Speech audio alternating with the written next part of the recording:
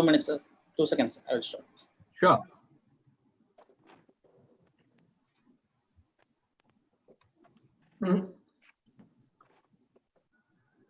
Sir, please go ahead, sir. Streaming started. Thank you. Thank you. Good evening, ladies and gentlemen. May I request to kindly settle down. The chief guest for this evening, Mr. Viswanathan Anand, Indian chess grandmaster and former world champion, and other dignitaries have already joined in online. We will commence the program sharp at 6 o'clock. Another 3-4 minutes to go. Before that, I'll briefly tell you what's happening in MMA so that you don't miss one major event which I want to share with you is tomorrow MMA is launching the 24 weeks masterclass course, online course, and this is a must course for all the people who are in the manufacturing sector. And the course is the business excellence, operational excellence towards business excellence. And we are getting some outstanding management professionals, top industry leaders talking to them. We already have more than 35 nominations. We'll be taking maximum about 75 to 100 people. And Mr. Balraman, former managing director of Pons and our past president, is inaugurating this course tomorrow. I also don't want to miss the event, which is very, very important for each one of you. Mr. Gurumurthy is talking to us day after tomorrow. It is on the 17th, so not day after tomorrow, on Monday. He's talking on the team post-pandemic world and India. And you all know Gurumurthy is chartered accountant, political economic analyst, and editor of Tukhlak. Besides that, we have some outstanding international speakers. Mr. Altul Vora is talking on 18th. He's talking from USA. He's a regional managing director. And on Wednesday 19th, we have Pradeep Philip, we have Velumani from TheroCare, and a couple of, including Barka Dutt, she's got his own channel. She's joining us. And on 22nd, we have got Sham Sundar Aditya is talking to us. What prevents you from building a wealth? And these are some of the important topics which has been already programmed for you. Now, coming to today's event.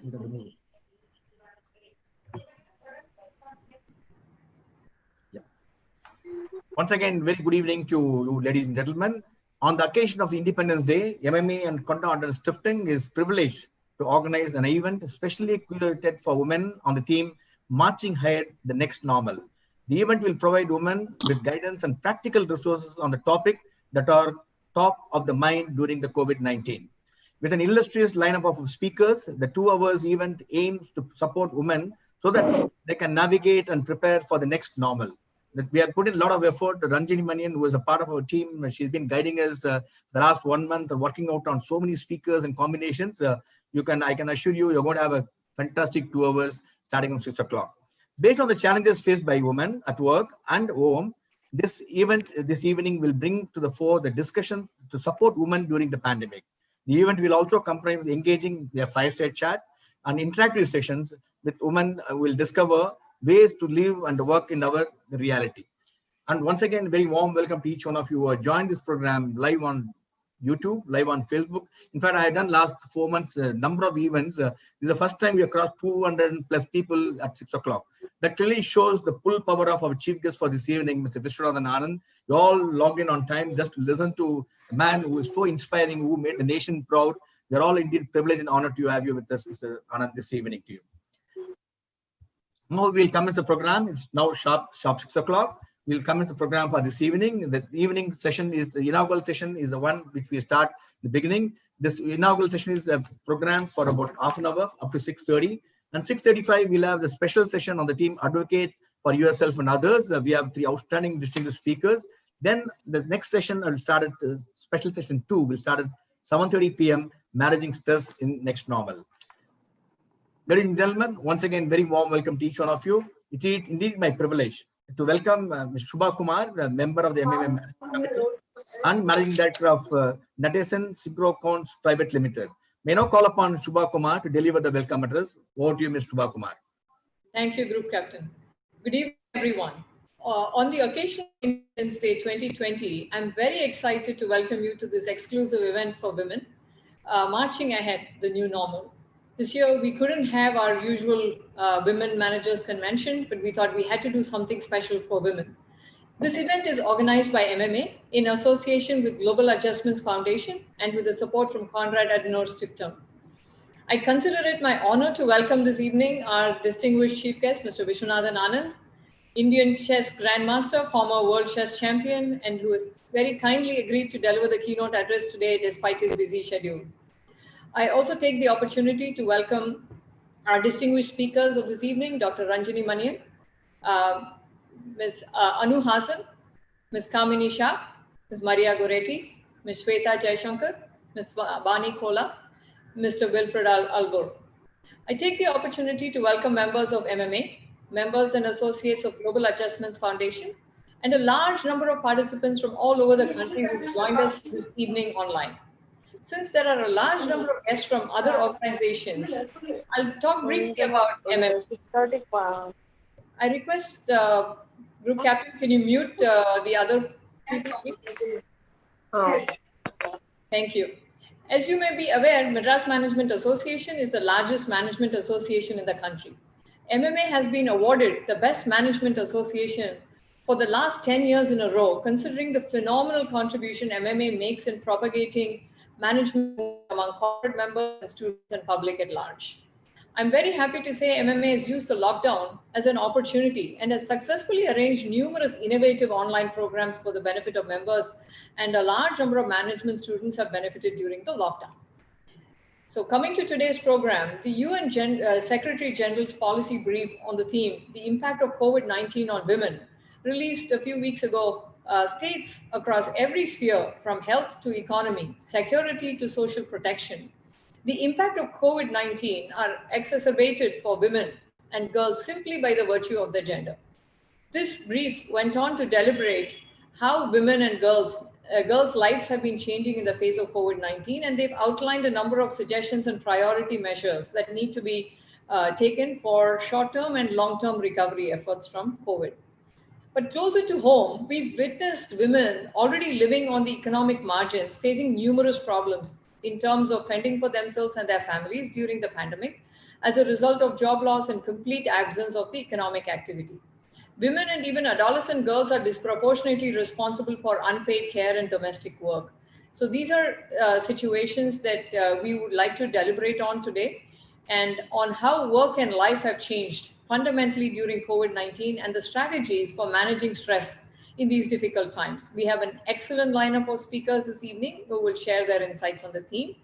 I once again take this opportunity to thank Dr. Ranjini Manian, who has kindly put together such an excellent evening for us, the distinguished speakers who accepted our invitation to share their perspectives. And last but not the least, Team MMA, headed by our group captain, who've anchored the entire effort of organizing such a event, a timely event on the occasion of India's 74th Independence Day. My congratulations to all the women managers who have received awards on this occasion, albeit virtually. You would have received it at the Women Managers Convention, but we are happy that you're able to receive it today. I welcome the past presidents of MMA, distinguished invitees, management students, members, viewers from all over the world watching this program live on YouTube, Facebook, and MMA live webinar. Wish you all a great evening. Thank you. Thank you, Shubha Kumar, for delivering the welcome address. It's an exclusive online event for women on the occasion of Indian Independence Day. We are indeed privileged to do so. MMA organized competition under the aegis of MMA Women Managers Forum for women managers, which include a written and an oral presentation. This competition is a part of MMA's effort to help the women managers improve their professional excellence. The competition is held every year since the year 2002. Out of competing participants, one woman manager is selected for the MMA Outstanding Woman Manager of the Year award. By the panel of judges, the award carries a trophy, cash award of 25,000 rupees, a certificate sponsored by Nadesan Synchrocons Private Limited, and also attractive gifts, hampers, book sponsored by Westland Limited. The competition enables women managers to demonstrate talent and evaluate their present level of knowledge and skills, demonstrate creativity, professional excellence, and leadership qualities, present their perspective, their point of view on the chosen theme, lead from others, learn from others' points of view, and above all, an opportunity to representing their organization at this competition. The panel of judges consisting of eminent personality from the corporate, academia, evaluated the written and the oral presentation of the competition and selected the winner of the MMA Outstanding Woman Manager of the Year 2020.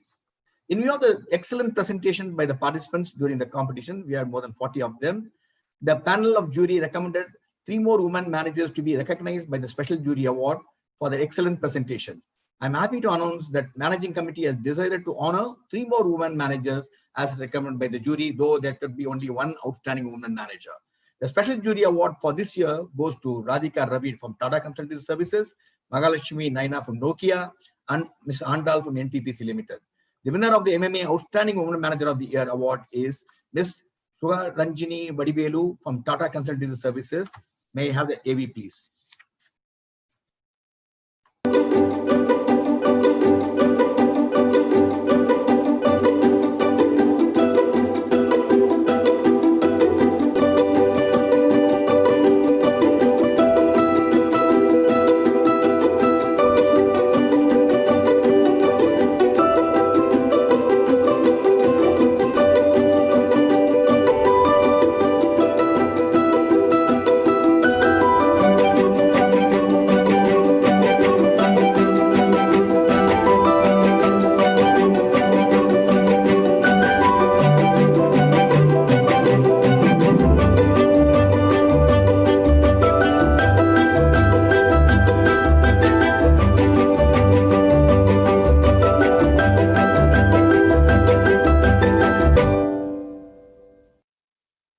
Congratulations to the winner.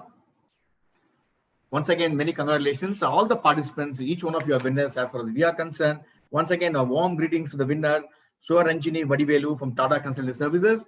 All the prize money has been credited to your account, and the gift hamper and attractive books will be delivered to you. Please keep in touch with the MMA Secretariat. They'll make arrangement to either deliver to your office or you can pick it up from our MMA Secretariat. We are working now, there's no issue. Ladies and gentlemen, it is now time for us to listen to our distinguished chief guest this evening, Mr. Viswanathan Anand, Indian chess grandmaster and former world chess champion. I now request Dr. Ranjini Manian, member of MMA Managing Committee, who has put in so meticulously conceptualized and put together the great seminar this evening, to request you to introduce our chief guest, Mr. Viswanathan Anand. May I, Mr. Ranjini Manian? It's an honor and privilege to be on the same platform virtually with Anand. Thank you, Anand, for taking time to do this. Can I have the AV, please? Our chief guest this evening, Grandmaster Viswanathan Anand, is a 5-time world chess champion, the first sportsperson to receive the Rajiv Gandhi Khel Ratna Award and Padma Vibhushan.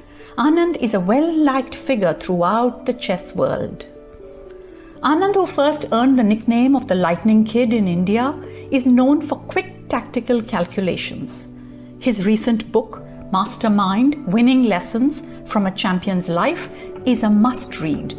A very simple person, Anand is an inspiration to every Indian. More than once, he has proved that our thoughts are our strongest weapon and biggest asset.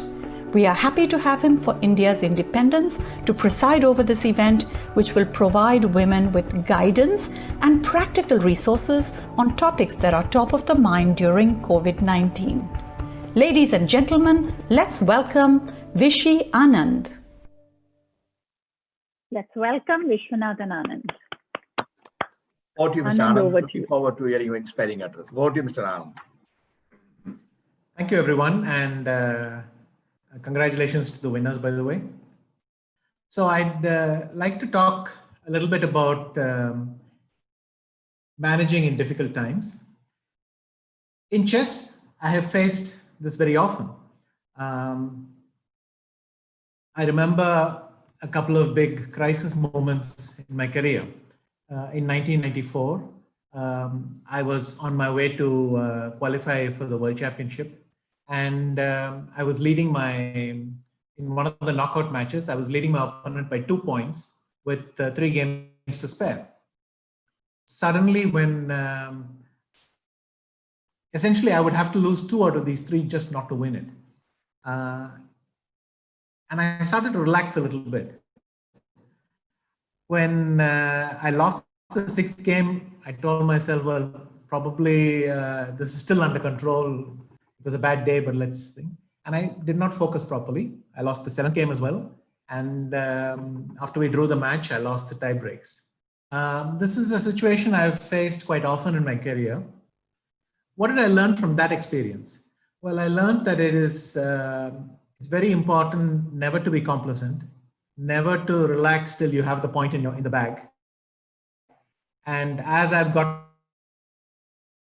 older, A lot of these experiences have been so that nowadays I'm even more nervous when I'm about to win, because it's one thing when it's almost there and it's another thing when it's actually in the bag. However, from difficult moments, that is the ideal time to reflect on yourself, to take an objective analysis, to do an objective analysis of yourself, and try to think, what are the things that I really need to systematically improve in order to get better? In chess, we like to say that we evaluate ourselves after every game, and that is true.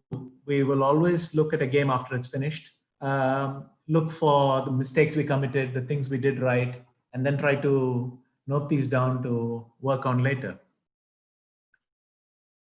But sometimes there are broader patterns. There are psychological weaknesses which are revealed, impatience,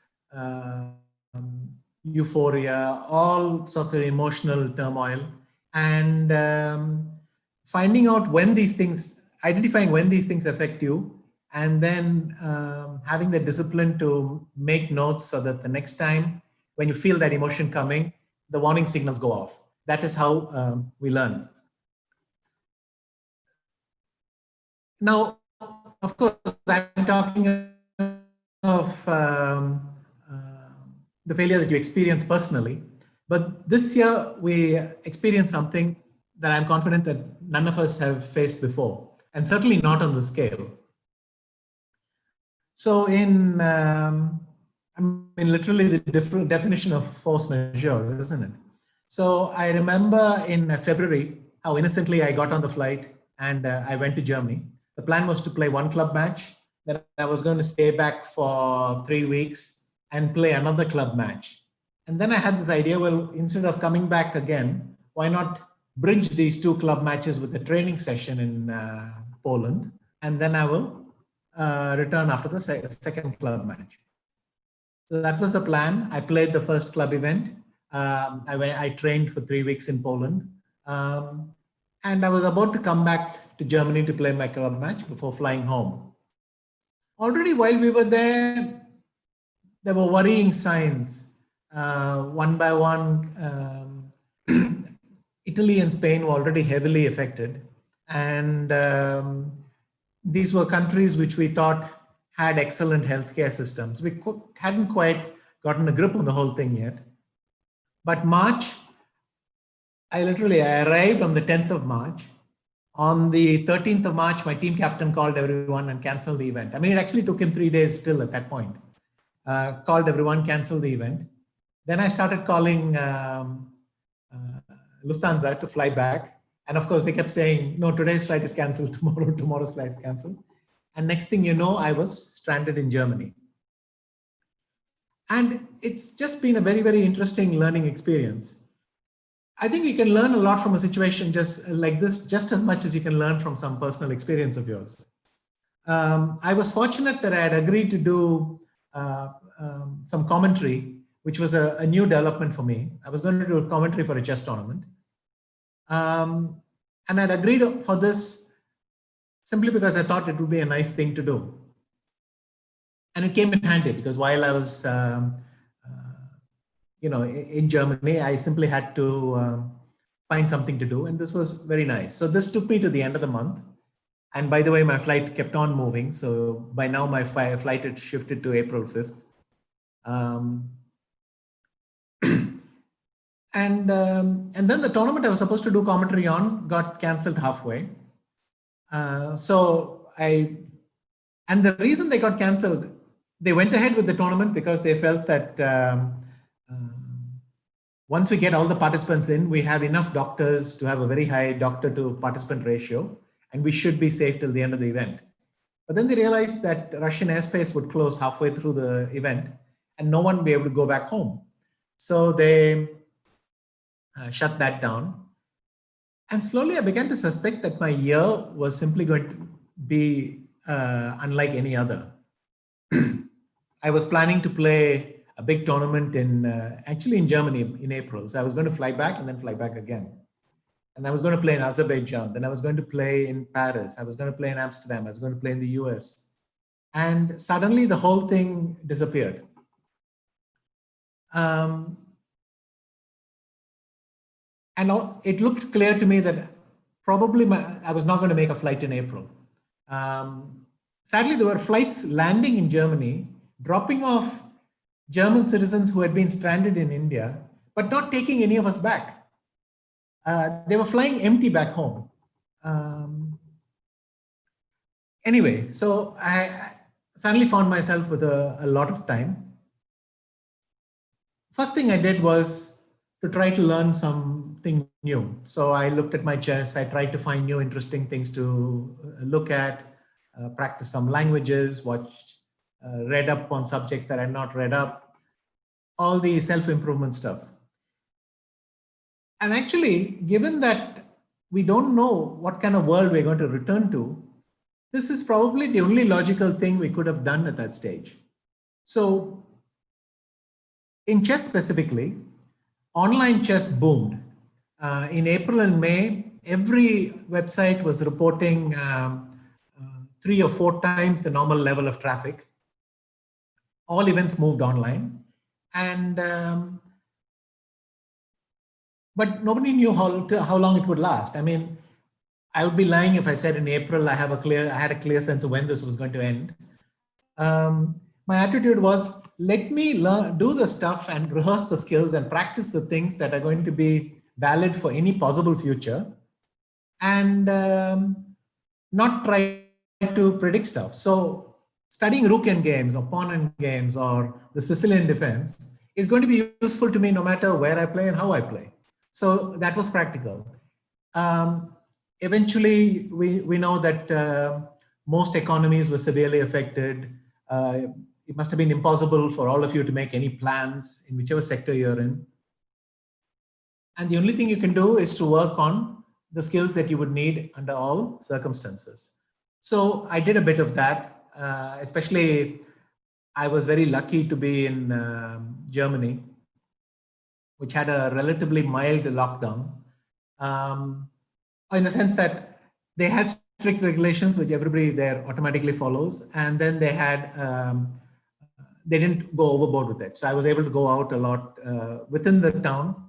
I was able to go out a lot. And so I tried to take advantage of that to do a lot of physical training and so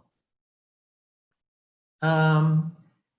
Then we found out that there were going to be some Vande Bharat flights to come back. And that took quite a bit of planning to get into. You had to fill all sorts of forms here and there. And it was nice to see people evolving. I mean, the Indian embassy in Berlin, for instance, understood that simply putting a website where people can't ask any questions doesn't work. They adapted. They started communicating even with individuals via Twitter. And you could see them. Every time there'd be a WhatsApp rumor, within one day, the embassy would have a clarification saying, no, it's not going to happen. And these are just modern times. And you can see that people had started to adapt and so on. Anyway, I got my flight back on the 27th of May, finally after 3.5 months there. I landed, I mean, I was of course going to any city that I could, but I was accepted for Bangalore. I spent 1 week in Bangalore in quarantine, then took the flight to Chennai. You know, the masks, the shield, all the fun things. I got back home, and then I had a further week of quarantine in the bedroom while you know, my meals were left outside and all that stuff. And on the 14th of June, I could finally enter a normal situation again. Normal in the sense that I'm at home with my family, but of course, outside the world continued with this chaos. It was one of the most touching things I had was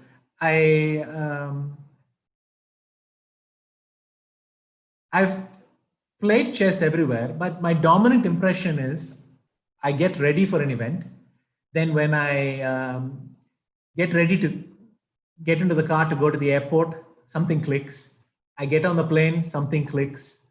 I arrive in the hotel, something clicks. I see the other participants, something clicks. I go to the opening ceremony where they draw lots, something clicks. And like this, there are 4 or 5 stages by which I'm fully concentrated because I know that the tournament has started. And these are all nice cues for that to happen. I accepted an online tournament last month. And till 2 minutes before the event began, it just didn't feel real. It felt like it is happening to someone else, somewhere else. I could not get ready for it. I'm used to other participants wandering around, seeing each other's boards. You're used to some atmosphere, the spectators. Here, all the cues are missing, but we're still forced to work from home. You know, working from home is not just a question of doing the work. It is about all the mental cues to get ready. So anyway, the touching event was, I lost one game, and then my son wandered in after he knew that the result was over. He could finally open the door. He wandered in, and I guess he was very happy to give me the advice that he had received so many times. He says, "Appa, you have to practice this opening better, and you have to concentrate. You're getting too distracted." And that was very nice. But in fact, he hit on something. How do you concentrate at home? There is something unreal about never seeing your client, never interacting with your opponent. It's not that we can't do the work. It's just that it doesn't feel serious. I guess we will get better with this, but the way we will solve this is typically to learn to manufacture artificial cues that 20 minutes before a game starts, you look at puzzles or you do something that warms you up. You play training games, and this is the beginning of the curve. Now, to talk about the pandemic itself, what it reminds me most of all is of playing against a chess computer. And I'll explain why. You see, when I play another human being, I know that I can read his face for cues. He knows he can read mine. Even a passing by participant, if he looks and he's surprised, there's some information. Also, I know that I can have a hot streak. If I defend my position with 3 accurate moves, then I know that by the 4th move, my opponent is getting slightly discouraged. And you feel good having made a couple of moves. You know that your opponent is reacting to everything you do. But when you play a chess computer, you lose that sense completely. You have the feeling that nothing you do, you have any idea what it thinks, and nothing you do is impacting in any way as well. And the virus reminds me of that. So the first time I started to play a computer, and of course we have stopped this long back, but the first time I played against it, I realized you make 10 good moves, nobody pats you on the back, there is no positive feedback, nothing. You have to make the 11th good move as well, because the computer opponent is not going to relax. And this is a very different kind of opponent. It forces you to follow a narrow path, and without any confirmation or feedback that you are following it correctly. You'll have to follow it to the end, and it's only at the end you'll find out if you've done the right thing. It's hard, but the problem is the computer doesn't care about whether it's hard or easy for you. It's going to do it. And it's the same with this virus. All it's interested in is infecting more people. It's even killing us at a lower rate so that it can infect more people. And it's just pure evolution. It's doing that. But it's the kind of enemy that requires a certain kind of discipline. So, I wanted to remark on the fact as well that people have noticed that countries led by women have done much better than many other countries. And I think there are several factors here, but I was thinking along this theme that I remember while I was in Germany, I watched many addresses by the German Chancellor, Angela Merkel. And one consistent pattern stuck out to me. She never tried to make fun of it or never tried to entertain the audience. She kept on, she would come there, sit there and say, and there was this honesty and frankness. She would say, this is what we're facing. There's so many cases I have heard of. This is what the Koch Institute is saying. This is what the experts are saying. And then she gave one particular example, which I liked a lot. She said, if the RO, the infection rate, is 1.1, then our hospitals are going to cope. If the RO is 1.2, our hospitals break down in June. If the infection rate is 1.3, it breaks down in April. And just to show you would expect it goes down slowly, but a slight increase also has this. And like this, she just stated the facts. She was honest, sincere, and she got off. A lot of other world leaders who are used to entertaining their audiences or did not manage to convey this in this way and did not get the required response. So I feel that just as much we should say that this was just good leadership. This was how you deal with this virus. And unfortunately, we're all in this for the long haul. Looking at the future, I don't know what the future is going to look like. I don't know whether this mixture of online chess and offline chess will change. It may change fundamentally in the sense that we may move permanently offline. I don't think that's very likely, but it's a possibility. That ratio may change forever. It may not go back to the 80-20 it used to be. It may stop at 40-60. That's a possibility. And all we can do is to take the precautions we are taking and be very, very patient till it comes out. Good leadership is acknowledging that, following scientific facts, being honest with your audience, and I think there's a lesson there.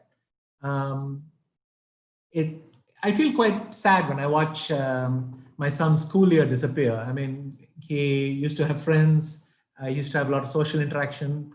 Now he's forced to cope, but all you can do is tell him every day, this is all there is. The alternative is horrible and you just have to trust us, and this is all there is. That's what we can do. But keep optimistic and try to come out of this alive. Even in chess, I simply don't know what world to get ready for. And I wanted to say that if you had asked me in January what my wish list would be, I would have said, oh, it would be nice to spend some time with the family, having more time for the things that are important in life. We've all said this. Well, we got a chance. We got all the time we wanted to spend time with family. Hopefully you're not stranded somewhere. Spend all the time with family. And it's not that easy either. But in the same way that a defeat in chess forces you to look at every aspect of your game and find out what are the things you want to improve, something like this gives us the chance to look at all aspects of our life. Maybe success is not the only measure. You can take an honest look, try to find out what are the priorities, what are the things that are important, not important. For instance, I have discovered that I used to tell people I don't think I could survive more than a month without air travel. And I've taken one flight in the last 6 months. 7 actually, sorry. I used to think all sorts of things were important. And I found out that it's not that much of a deal breaker. So this is a good chance to reflect and get ready for the future. And I wish you all the best. And I hope you manage to enjoy my experience of this very special year. Congrats again to the winners, and thank you for having me. Thank you so much, Mr. Anand. Thank you for your thought-provoking and insightful address, and your inspirational eloquence combined with the quality of thought process added tremendous value to the entire proceedings today. We are going to have you set the tone for all the discussions that are going to happen, because they are all going to discuss what you really went through during the last few months. And thank you so much indeed. We already have more than 3,500 viewers watching this program. We never had an MMA crossing more than 250. Today, we already more than 450 people are in Zoom. It all shows they're all willing to come forward to listen to you, actually, Mr. Anand. You are proud of India, and thank you so much. And as a token of our gratitude, MMA has made arrangements on your behalf. 195 marks given away to the needy. Indeed, obliged by your kind gesture. We want to give to the poor what the affluent people do wear the N95. We have done that as a practice. We keep giving this to a lot of poor to the NGO. Thank you so much. And we also want to thank Ms. Aruna Anand for her support. She effectively coordinated with Ranjini. I know from time to time I took getting a lot of messages wherever we went wrong and wherever we had to do. Thank you so much, Mr. Anand. Ranjini, you would like to add anything more? Maybe you would like to ask some questions from any of our speakers. I'll leave it to you, Mr. Anand. Thank you so much. Thank you very much, Anand. We have only 3 or 4 minutes, so we can have maybe just 1 or 2 questions quickly. If anyone prepared with a question to ask Anand. Yeah, Anu, Kamini, and Maria is on the line. Maybe we'll give the privilege to. Yes, Maria. Maria or Yeah. Kamini, go ahead. Yeah. Mr. I must tell you that it was quite something meeting you online. I've always admired you, but I've never really had a chance to meet you. So it's a complete honor to meet you. I have to, when you were talking about how while you played a game, you had to kind of, at certain places, certain emotions would take over. So that is psychology besides just, playing the game. And you talked about how when you looked at your opponent, you would know where he's going. I mean, today in today's pandemic, a big thing is mental health. So I'm sure a lot of what you did during that game also came to use when you were stuck in Germany. How did you deal with you being there and not being able to come back? How were you feeling at that point of time? Thank you.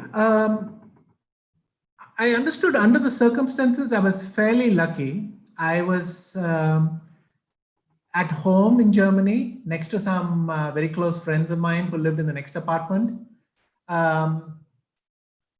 So in the sense, I always had someone I could reach out to. I would not be able to see my family for a long time, only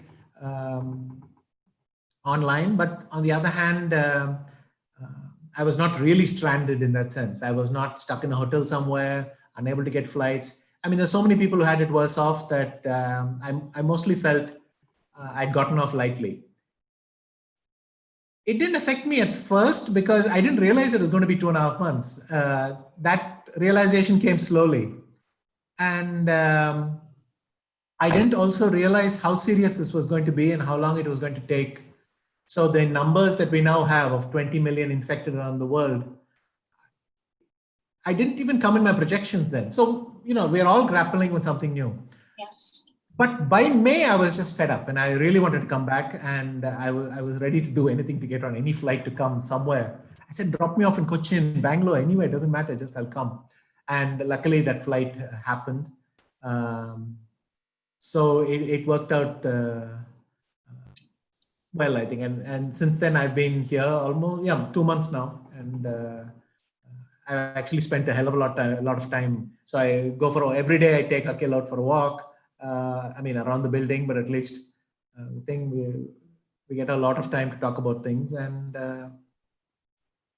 I've also come to appreciate the times when we used to travel without a thought.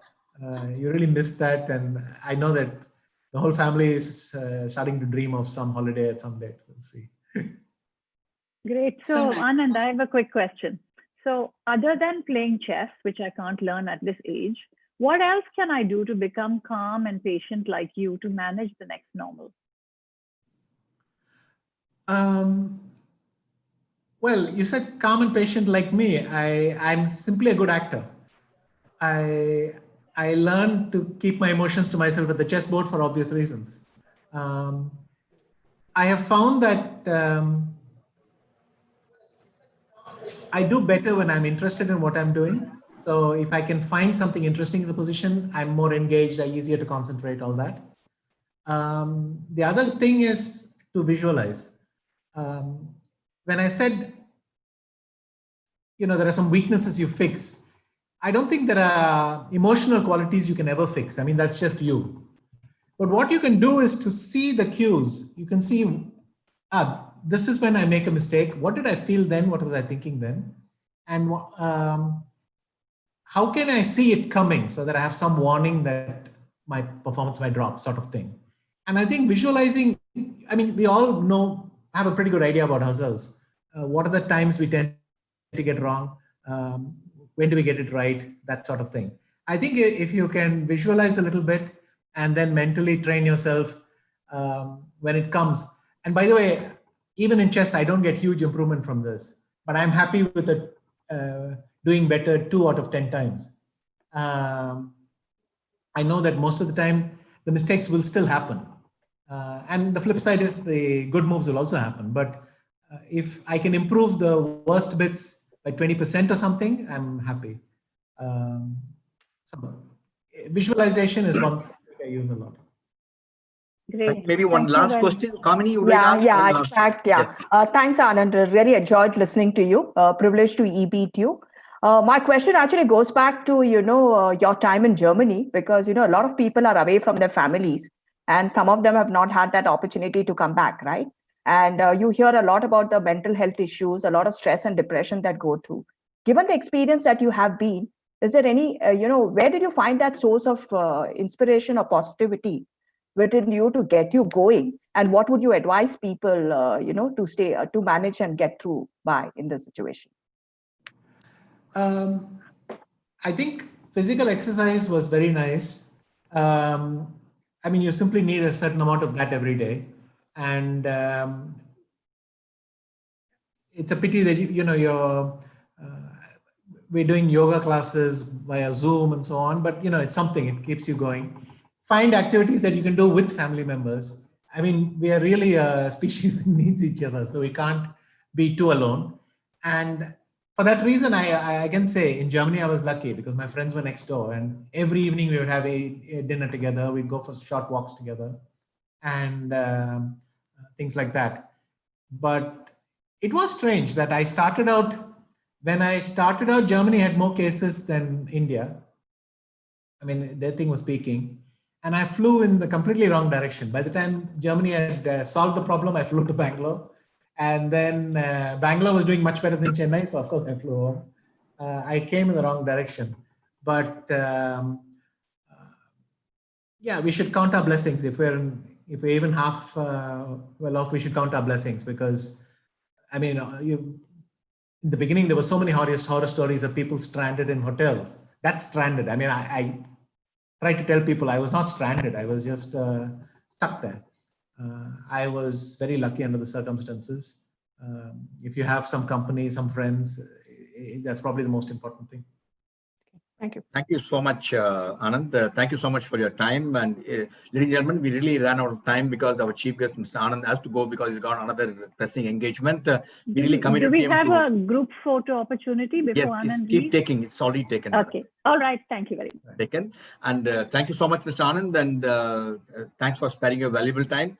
Thank you also for taking on the questions. And so many questions have come from all the social media as well as our chat mode. And what I will do, I will take out a printout and send it to you. Whenever you get time, you answer them. I'll be more than delighted to share with all the people who raise this question.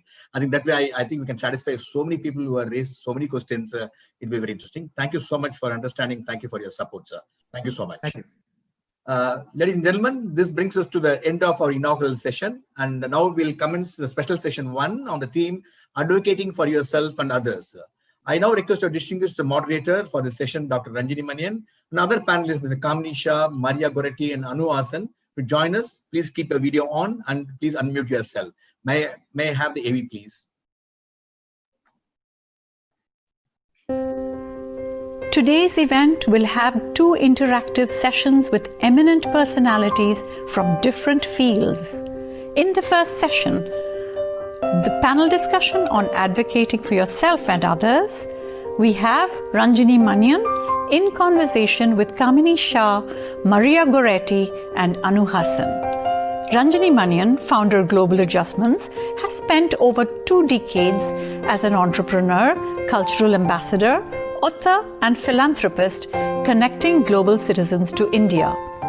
The former board member of Harvard Women's Leadership Board and the chair of Global Adjustments Foundation, Champion Woman, works to enhance productivity and emotional strength in the workforce. Over 100,000 women have benefited by their life leadership programs. Kamini Shah, respected woman leader in IT, is the CFO, Strategic Sales and Geographies of Wipro Limited. With over 25 years of experience in Fortune 500 companies, Kamini works closely with teams across multiple countries. With a sharp focus on delivering growth, Kamini believes in taking people along to success. Maria Goretti is known for her energetic presence and is a famous author, chef, and television host. With a degree from Le Cordon Bleu, Paris, Maria is an accomplished celebrity chef with a great following. RJ and former MTV VJ, she has hosted several TV shows, including I Love Cooking and Do It Sweet on NDTV. She is the author of the award-winning gourmand book, From My Kitchen to Yours. Anu Hassan, famous for her easy conversational style, made her film debut in the critically acclaimed film Indira in 1995 and has since appeared in many Tamil films. She hosted the celebrity TV talk show Coffee with Anu for 3 seasons. She writes columns and promotes positivity through her motivational channel AH Positive. Ladies and gentlemen, do join us for the first special round with these distinguished guests in a fireside chat. Thank you. Over to you, Ranjini Madam, to lead the conversation with our distinguished panelists this evening. Over to you, Dr. Ranjini. Thank you very much. Thank you very much. Maria, Anu, Kamini, it's a dream to have 3 such different women that have followed their own path and career and have made the world a brighter place than when they found it. The conversation we were going to have is really a fireside chat, but probably an air-conditioned or fan comfort since we are in India. But we should have a little conversation because the main theme that is important today in India, in the next normal, it has always been important for our women to speak up, to be able to get what they want, to set goals and priorities and go where they want to go. Traditionally, we've always had to speak up at home, at work, and then also for ourselves socially.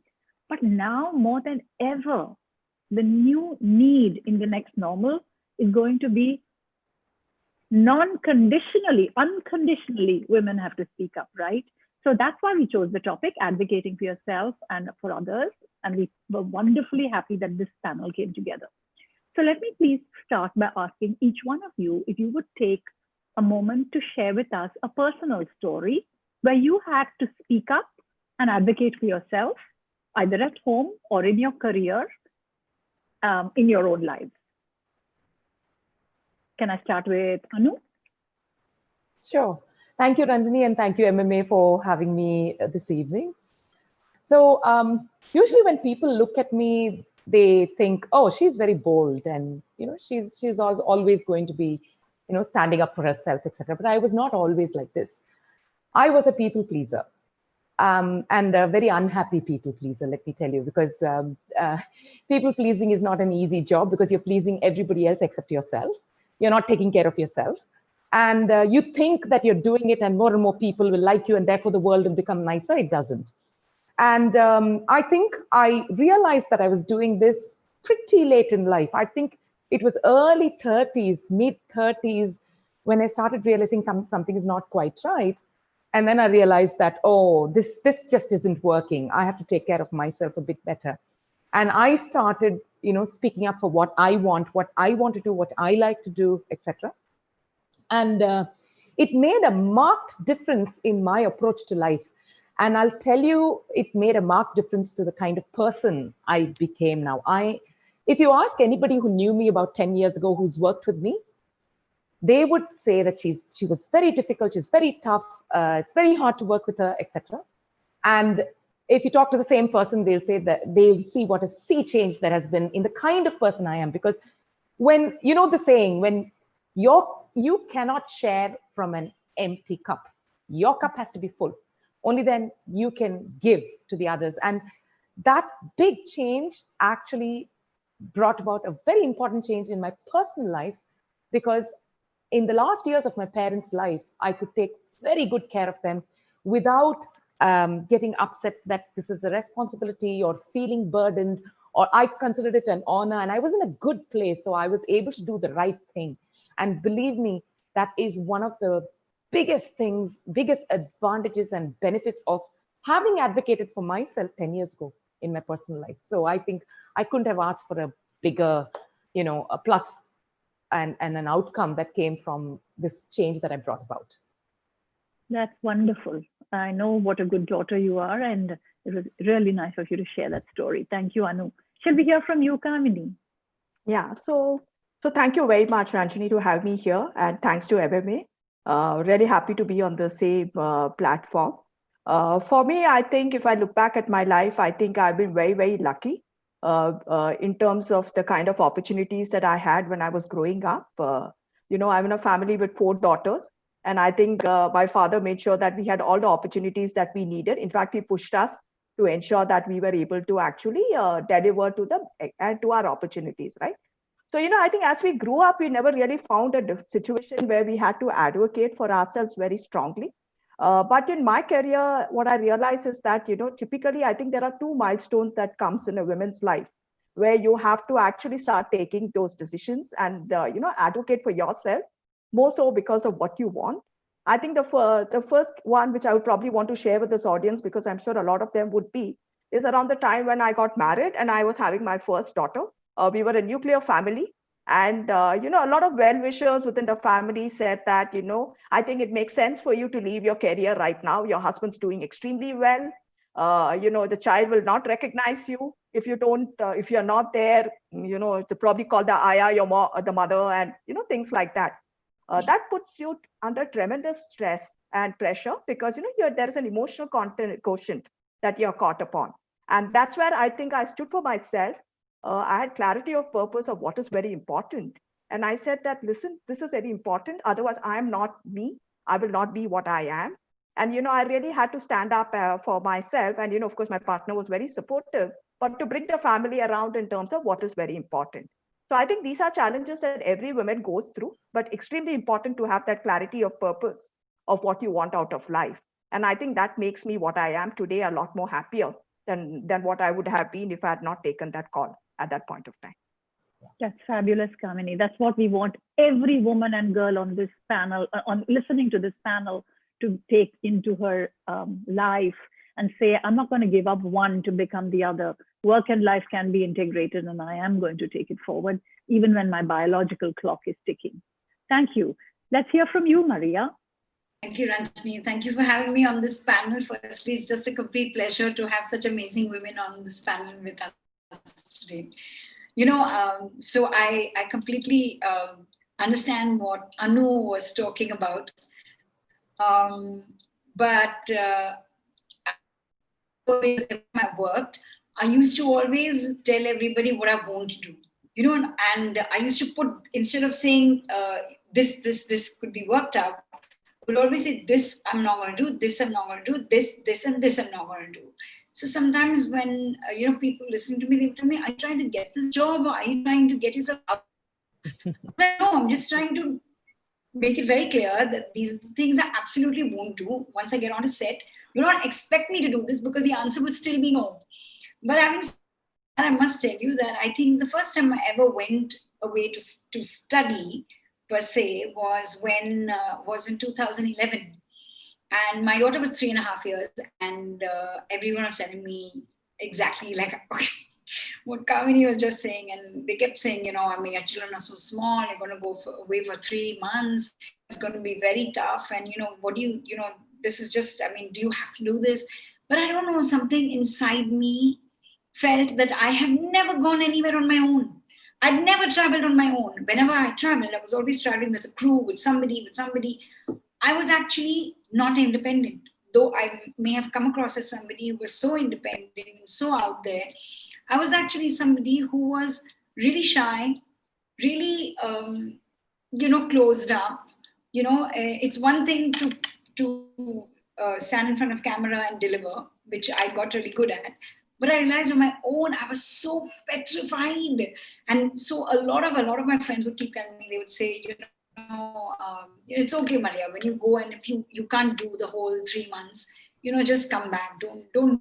So everybody around me had an opinion that this girl will never be able to do this. And in my head, I never felt like that. And the first time in my life, I actually got out of my comfort zone and I did something for myself, just purely for myself. And that was exactly in 2011.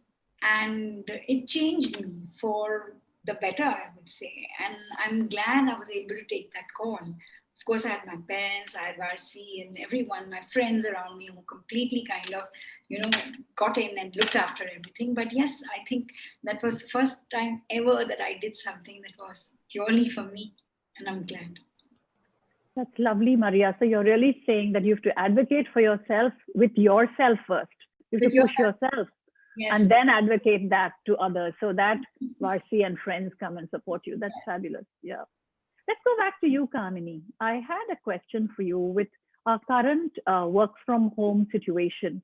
I wondered if being a leader in a huge IT company, if you can give some kind of a structure, what should be a work from home typically that would build more trust so that the employer could advocate something to the employees, and the employee, what could they advocate for themselves to be effective? So that's a very good question, Ranjini, because I think, we started out being with a very chaotic world, right? Because this is something completely new to us. We really didn't know how to behave or how to really work in a situation like this, right? So, if I look back and I had finance within my organization, I think a lot of instances people didn't know how to really lay down a work structure. And this is truly equal for both men and women. It's just not about women over here. How do I really set up that infrastructure? Because suddenly the privacy of my home is getting encroached upon. I have people getting into that personal space, which is my safe haven, and suddenly looking at and asking me, why are you not available? Because, what else do you have to do? After all, you can't go out. The day is entirely available. And I think a lot of people struggled, both managers or employees, in terms of how to manage this. Right? There were a couple of things that some of us did, and I think I'll be happy to share that. One is, I think we kind of started setting up a work structure in terms of saying that, listen, there is an end time of work. I'm completely accountable for what I need to deliver. But, there are times that belong to me as an employee, and you, as an organization, you need to help me respect that. I think it's very important to first get that clarity and that sense of appreciation for both the organization and for both the employee without feeling very guilty about it. Now, why am I saying that? Because in such uncertain times, employees believe they have to go far beyond because they're very worried about the security of their roles and their jobs, right? So, they somehow are very hesitant to call out for this. So I think it's very important to kind of set that out with the organization. I think it's very important to say that, this is the work structure in which I actually start out my day with. This is the time that I'm not available because, I have personal things to do. In fact, my personal work has actually gone up because I don't have the same support systems. My family is at home. They expect a lot out of me.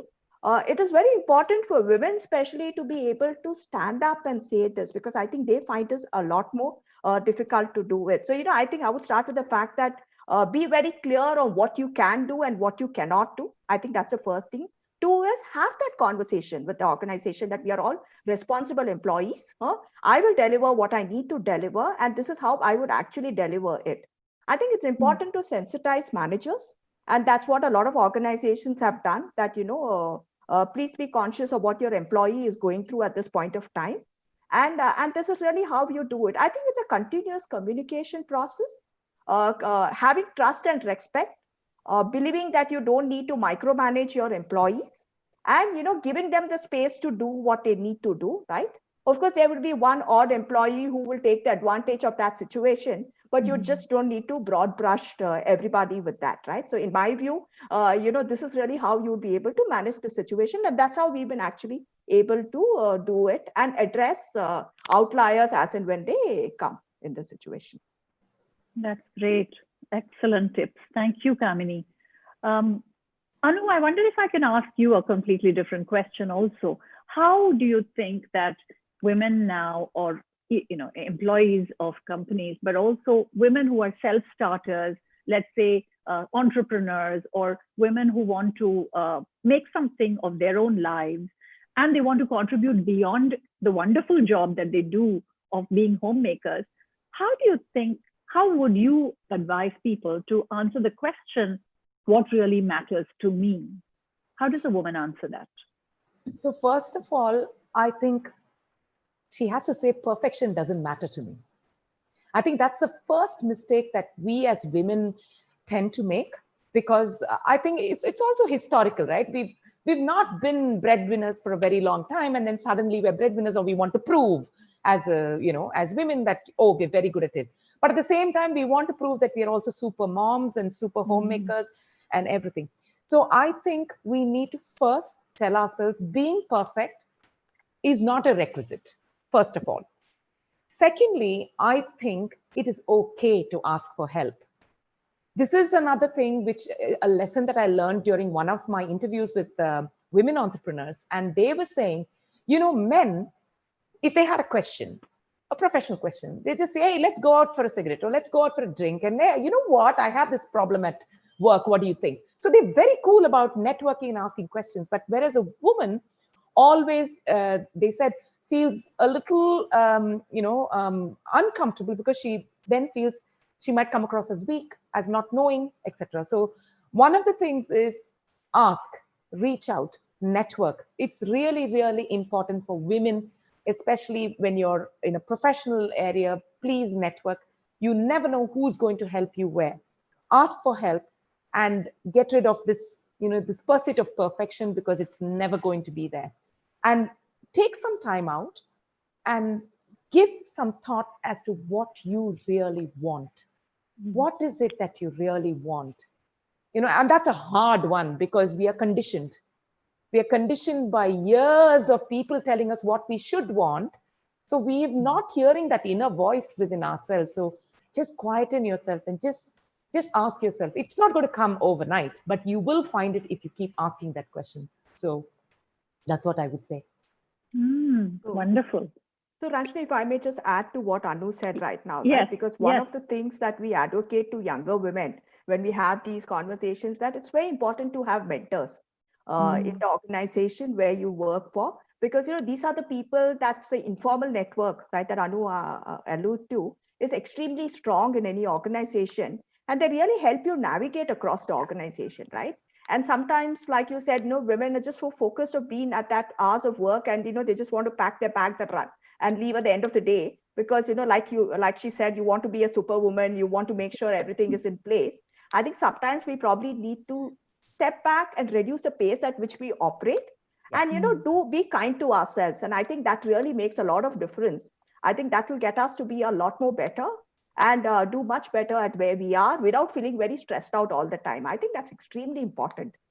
I just wanted to call that out, because that's real even in a corporate world, because you really keep seeing this all the time, with multiple women across the organization. Sure. Sure. So really, Anu's saying, give yourself permission to be imperfect. And you are saying, get a mentor, and between the two, you'll balance. Maria, did you want to add to this? No, I wanted to say, Ranjini, that is what you do, right? With Champion Women. Self-confidence.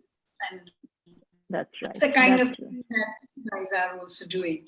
So that's a wonderful thing, that, you put so many things in place for all the women at work. And I think that's commendable, because I think as a woman, you do not come equipped with learning how to look after yourself. I think the first thing, the natural thing that you do is you always look out for the other. And I think I come with that. I never look at myself first. I kind of say, oh, are you okay? And are you okay? And nobody's asking me if I'm okay. Yeah. And you kind of get okay with the fact that nobody's asking you, and till it builds to a place where you're like, what happened there? I did so much and I got nothing out of it. Yeah. So, those things that if you did kind of start asking yourself, you would realize that, okay, you can say no, and you can say, okay, I'm not doing anymore. But I think that comes with after lots and lots of self-damage, I would say. I mean, you reach a place where you're like, okay, what happened there? I thought I did all the right things and this still didn't work. Yeah. Means what? Was I not sufficient? What did I do enough? So you kind of sit in a place and you keep wondering. But the fact of the matter is that while something's going on, you have to also look and say, am I actually okay with this? But I guess we live and learn. And also we tend to toggle, isn't it? I read somewhere we tend to toggle between silence and violence. We don't speak up, right? And then we explode because we have not been speaking up and advocating for ourselves. It's been building up, and then we explode. And then when we explode, we don't like it. So then we go back to silence. So I think we need to break this. Yeah. Yep. It's actually a very lovely line: silence and violence and toggling. So switch off the toggle switch. Yeah. And that's what, you're right, Maria, in Champion Woman, that's why we started that as a movement. And all of you are role model ambassadors, because only 27% of India, of college educated girls are contributing to our workforce. Can you imagine? College educated boys, over 80% of them work in our workforce. But our women, either we lose them to a marriage, the death knell rings when the marriage happens. Why? Nobody asks a boy, how are you going to manage work and home after you're married? But everyone asks a girl, right? So those are the things that we wanted to say in the life leadership programs that we need to talk about. But, just going from here to your topic again, Maria, we have thousands of college students right now watching you on live. And I think a lot of them will have this question because they ask it of us in our classes. They say, at what point do you know what your goal is? Because Maria, you've said previously, I didn't know that I didn't think I knew swimming or running, but I did a marathon. I was scared to go on stage, but I became a VJ in MTV. So at what point does a person know, or how could she figure it out? So, Ranjani, for me, I kind of, I'm very big on the happiness quotient. Okay, I have always, that has been the one thing that I always had perspective on. Happiness quotient. The happiness quotient. Okay. And it's not that I always did really well at everything that I touched. But I felt, okay, if this did work, then there's something better waiting. And so I just never gave up. It's very difficult to make me stop trying. I try and I try till I've exhausted all my options with everything. I will try. So when you ask me how I became a VJ, that was purely by choice, purely by chance, actually. I never, I come from a very normal middle class family, and do something in banking or do something in medicine or teach or something which everybody else in the family was doing. And I somehow didn't fit there. But I did try. I have tried working for companies, and I have lasted there only 2 months or lasted there 1 month. And then I realized that, okay, I have to stop trying to do this because I'm not fitting in. And somehow, I guess I'm a creative person, and I got into doing other stuff. I actually started off as a fashion designer. I did a year of fashion design in Sapphires, and I started off like that. But I think I had all this charted out, and I had to just reach there. So I consider myself very, very lucky. And the thing is, once I got into this, I realized that, wow, I can do this. So, and then I would give it 200%. So but I didn't really walk here towards this direction. But I realized that once I reached there and I felt, everything inside me kind of settled. I said, okay, this is good. This is for me. So even food, when it happened to me, I didn't ever cook the way I'm cooking today. I mean, in 2010, I was just about starting to learn because I had 2 kids and I was like, okay, I can't give them, khichdi every day. Yeah. No, Maria, that's what it is. This work very hard is the wonderful message you're giving. Choose and then work very hard. There are no shortcuts and there are no free lunches. Absolutely not. Yeah. Kamini, can you add to that and tell us about discipline? I think one of the things that we women are supposed to do really well is multitasking. Is that good or is that bad to have a career and happiness along with it? So it's a difficult question, right, Ranjini? And there is no right answer to that whole piece, right? Because for me personally, I've been a very structured person. And, I have this endless list of lists, and if my daughters are listening, they'll probably be laughing about it because I'm always walking around with a diary with a list of things that I need to probably do, because that's the only way I can bring in some balance in the way I do work my life out. And I feel I'm in control when I'm endlessly going through the whole piece.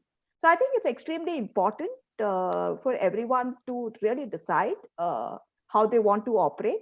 I think from a women's standpoint, I think we're generally very good at multitasking because, you're just tossing too many balls up in the air all the time, right? To that extent. And probably that's the only way that keeps us going in terms of balancing out various things that we would probably do. So to your question, yeah, I would think so. That I think multitasking comes very naturally to all of us. And we need to find our own rhythm in terms of how to managing the piece. I just wanted to give a comment to what Maria said, because one thing that I liked about her in terms of what she said is courage to do something, to experiment, courage to do things something very differently. Because I think, sometimes we all go down the path that's very clearly defined as success, right? And I think it takes a lot of success and a lot of courage to be able to look at different things, knowing that it can positively probably succeed or it may fail, right? And Maria, I think great guns to you on this. There are not many people who actually do this because it's not a very easy thing to actually do. Okay, so these are all really serious, lovely points that you've given all of us. I wanted to go into a fun last episode part of our panel, if you allow me, like a rapid fire round from the fireside chat to the rapid fire round. Remember, the theme seems to be all about setting India ablaze in the new next normal, marching ahead with fire in every one of us. So here's the questions for you, Maria. And remember, rapid fire, you're all TV hosts. You know this better than me. 1 word, 2 words, 1 phrase, the buzzer, okay? So Maria, what did you have to advocate with Arshad Varsi?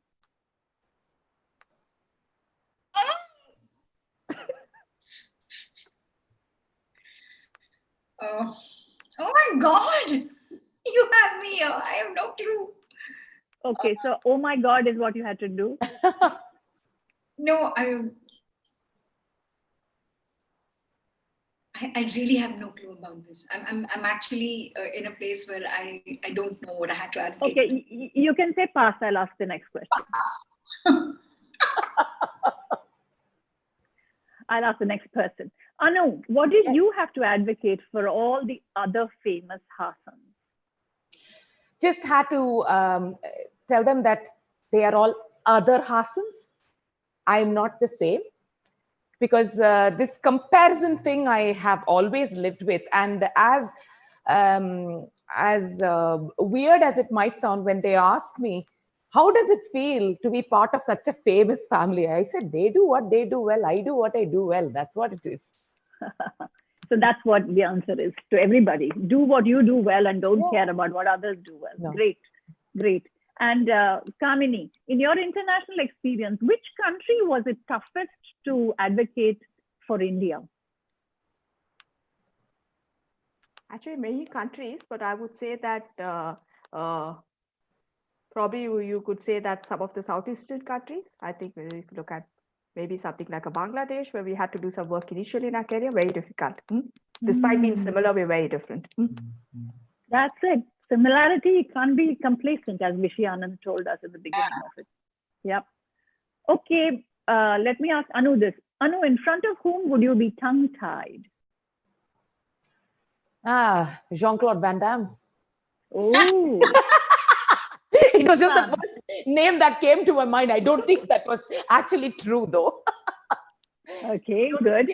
So, Maria, what is one word you would suggest or use for developing self-esteem? Trust. Trust gives self-esteem. Great. Anu, what's your word for self-esteem building? Truth. And Kamini? Would be integrity, similar, but yeah. Integrity, trust, and truth. Oh, there's a theme there. All right, great. So I have a question quickly for Maria. What is your magic word or phrase for getting what you want? I love it. Sorry, you're breaking up. I love it. I love it. I love it. Love I love it. Okay. If I love it, then I will do whatever it takes because I love it, or I love you, or I love whatever it is. It's love. Great. Openly use the word love a lot more. We're all a little shy, we women, about using the word love. We need to use it. I use it very brazenly. Great, great. And Anu, what are 2 words you could give us for building a good brand me? How can I build a brand me? What are 2 words? Well, actually, one is knowledge of the self. So it's not a single word. It's knowledge of the self and continuous progress. So you need to keep improving on yourself. Lovely, lovely. And then a quick round robin as the last one to all 3 of you. What 3 words? Shall we go with 3 words to close it? What 3 words would you say if you met your 25-year-old self? 3 words of advice to the 25-year-old self. So it has to be one sentence with just 3 words, is it? I mean, poetic license, yeah. I would say believe in yourself, follow your dreams. That's all. Great, great. I would say I love you. Because I think we criticize ourselves far too much and we don't give ourselves enough credit. I think we've done fabulously well to get where we are at this moment. It's okay. So Anu Hassan's line is, I love me, correct? Yeah. I love me. Great. Maria? You'll be fine. You'll be fine. Oh, that's wonderful. So thank you very much. I'm going to allow the participants now to have questions. We have just a couple of minutes so we can take a couple of questions, but it's been a superb panel. Any questions, group captain? Yes, madam. There are a couple of questions which has come, and viewers, you can put your question, and all the viewers watching live also think we got another few minutes to go. As I mentioned, we got another 10 minutes to go. No issue. We have got session till 7:30 actually, so no problem. 10 to 15 minutes we have. We can squeeze in as many questions as possible. There's a question which has come from Simran Dingra. Simran Dingra's question is, I'll just read out the question. Thank you so much. It has been amazing to hear the wonderful and visionary views and being amidst such a highly intellectual people. On one hand, I do understand that we need to empower the women and we need to ensure equality. On the other hand, we see that recent condescending policy of period leaves for the female employees. How do we ensure and advocate that the policies are implemented in a healthy and a fair manner, not creating another obstacle as a step forward to equality? I think a good question. I think, Kamini, you can take this. Yeah, so I think it's the way you look at it and the perspective that you have, right? I think the organizations today are really going out of their way because they value diversity and they really want to make women very, very comfortable and be with her through her life journey. So I think it's a way you look at it, in my view, that if you are comfortable with the fact that periods are a natural part of a woman, and this is something where you are likely to have a little more discomfort than what you are. than a normal day, I think you should not really feel bad about it, but welcome the fact that the organization is going all out to do it. So I think a lot of how we react to situations depends on our perspective on what we really need to do it. So that would be my aspect to it, because when I read this, I said, wow, there's one organization who recognizes that women have different needs and are willing to come out and actually say that I support the women through this cycle. So, you know, I think you should feel comfortable about it. And I also thought, especially with now with the rising cases of PCOD, it's becoming harder for women. You know, see, I was the kind of person who used to be playing basketball, you know, throughout the month. Nothing happened to me, but it's not the same for the women now because there's a rising case of PCOD, and I think it's becoming harder. And I think it's great that organizations are taking cognizance of this fact. You know, so I just, during the time of your periods, you know, a few days before that, you also have so many hormonal disbalances. And at that point of time, you know, for a woman to just kind of center herself, if she's able to get a little time off, why not? Really, I mean, what makes it not equal? It's fine. It's just a bodily function. And if you can make your life a little better for those few days, I think it's a fantastic thing. Yeah. So we have another question here. Someone's asking, did you ever want to give up? And what did you do to bring your energy back? So I have a saying that I love, okay, and I would love to share it here. It's not something that I made up. It's something people have probably heard. Life is like boxing. You don't lose when you fall down. You lose when you fail to get up. So just pick yourself up, dust yourself off, and keep going. Because you'll only regret not trying, you know. Yeah, absolutely.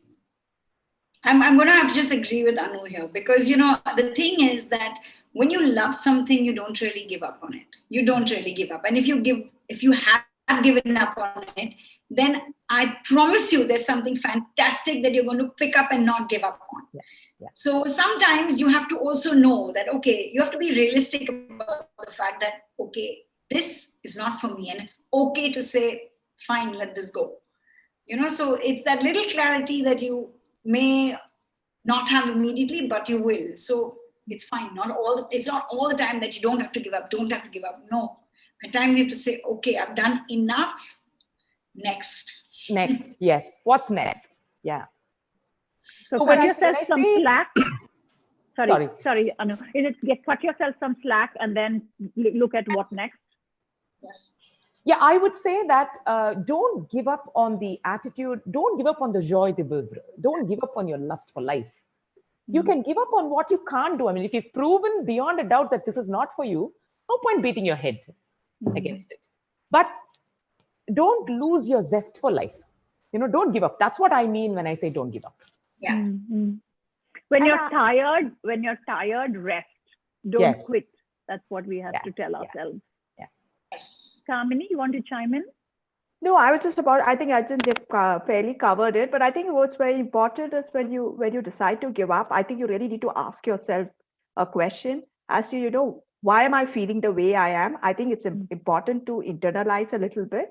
And am I doing it for the right reasons, right? Because at some point of time, you're just plain tired and you would want to give up, but, you know, or because it's not something that you want to do. So I think it's very important to understand that and make sure that whatever decision that you're taking is because it makes sense for you, right?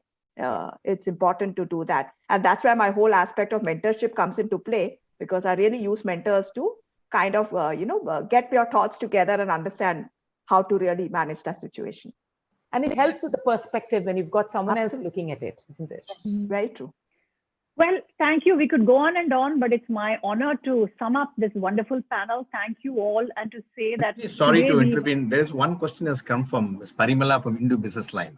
Okay. Can you put this question before we close, since we have a couple of more minutes? Is it okay with you, Ranjani? Sure. Yes. The question is from Parimala, she from Hindu Business Line. She says, there's a shared resources in their workplace. Say a management trainee who officially report to one manager, but is dumped with more work than allocated quota by the manager of other teams. This also eats into the time she needs for her main role, and she ends up working many extra hours every day. Our reporting manager makes it light of it, saying, sure, you will find a way to cope with it. Say no to extra work. Being new in the organization, she doesn't know how. Search a way out. Okay. How to say no. Yeah. So maybe I'll probably pick it up and others can chime in, right? I think this typically happens when you work with multiple bosses. And at times your workload is, completely distributed. And I've gone through this once or twice earlier in my career. I tried reaching out to my manager to explain that, how long it took me to complete it and why I was not able to manage. The best thing that I realized as part of the process is to get the two managers together and have a conversation and tell them, listen, I need help. I'm really doing all of these. Show them the data of how much you're really spending time on, where are you spending time, how much of effort that it's taking, and see if they can come to an understanding of, how they should balance the workload. Another option that you can do is to work with your HR partner, because, they are really the people who can help you in terms of balancing this out and having that conversation on. So, you can do this very nicely, very practically. But make sure that you hear your voice. Your voice is loud about what you can do and what you cannot do, right? That's really what I wanted to call out. Yeah, I'd like to add to that, because what people think is, let's not rock the boat. And in an organization, not rocking the boat might be okay, but you get labeled as a follower. If you want to be a leader, then you will have to speak up. You will have to advocate for yourself, but you have to do it with grace. You have to come up with your creative ideas and show that you're also someone who respects authority. And I would just add one point, which is, instead of thinking, oh, what will happen if I advocate for myself? Turn it around. What will happen if you don't advocate for yourself? That will give you the impetus. Brilliant. That's brilliant. Thank you, Ranjini. You can go ahead, please. That's all. That's all from our side. Please go ahead. All right. So since we had one thing I learned in the Harvard Women's Leadership Board was this term called FOPO. And I think that's what prevents us from advocating for ourselves. FOPO, right? Fear of people's opinion. We need to drop FOPO. It's actually a term. They have it in the Harvard Business Review as articles. Look it up. What we have to care about is about my own opinion of myself. I need to look better tomorrow than I feel today, and the next day feel better than I did the previous. So if we can work on reducing FOPO and asking ourselves those hard questions, then like Kamala Harris today, who's the newsmaker, our young woman from Besant Nagar, who's made it to vice president running mate of the United States. She's on our mind, right? All viewers, I'm sure she's on our mind. We're very proud that she has a Chennai connection. And so I just thought we'd sum this whole panel up with USA. Understand, what did Maria do? What did Anu do? What did Kamini do? What did Ranjini say? And understand some of the perspectives and some of the takeaways. The S is then strategize, because one is to understand our lives, but this is not your life, right? So strategically think, well, let me see, how does this work now for what I want to do with my life? And then the A stands for ask, and act. Ask yourself some hard questions, ask for support where you need it, and then take action. Because actually, whether you're women watching this session, it's only your action that is going to allow India to march ahead. And if it is men on this in our audience, please champion women around you, because together, man and woman, that balance, that gender balance is what is going to be gender intelligence, and it's going to take our workforce way ahead into the future. Thank you very much to our wonderful panel on advocating for yourself and others. Thank you for the first session, and now we look forward to the next one. Thank you so much. Thank you very much. Thank you very much. Yes, closing. Any closing comments from anyone of the participants? Please go ahead. I actually just want to say thank you, because there's so much that I learned by just listening to Ranjini and Anu and Kamini. There is always something that you can learn every day from every person that you interact with, every person that you meet. And I'm just happy about that. No, I just felt like I'd found soul sisters, because when Kamini spoke of lists, I smiled because I make lists. And when Maria said that happiness is very important, I again resonated. So I think we need to get together more often so we can see the similarities instead of the differences. I just We'll want make- to echo the same thoughts, and thank you very much. I just enjoyed the last 1 hour that we spent together. Thank you very much. It was great. MMA will be more than happy to host along with Ranjini Manian. So we take your offer with both the hands. Thank you so much. Thank you so much, Ms. Kamini and Maria Goretti and Anu Hasan, and also Ranjini Manian for leading the conversation so beautifully. I could see all the panelists so relaxed and so casual, and it clearly shows in pandemic time one need not be in really panic. You sit back and relax and share your thoughts without any amygdala interfering with your thought process. I think it will be fantastic. Thank you so much. And it's indeed a pleasure to have you with us. And as a token of our gratitude, MMA has made arrangements on your behalf, 400 face masks to be given away to the needy. Indeed, obliged for your kind gesture. Thanks so much. What we do, we coordinate with the NGOs, and we have got the slums around. We go around, hand over this to them, because this we thought is the best way to really do that in a virtual manner rather than giving a memento which is sent across. Thank you for your understanding and for your cooperation. Thanks so much to each one of you. Thank you, madam. Now, ladies and gentlemen, now we'll commence the special session 2 on the theme Managing Stress in the Next New Normal.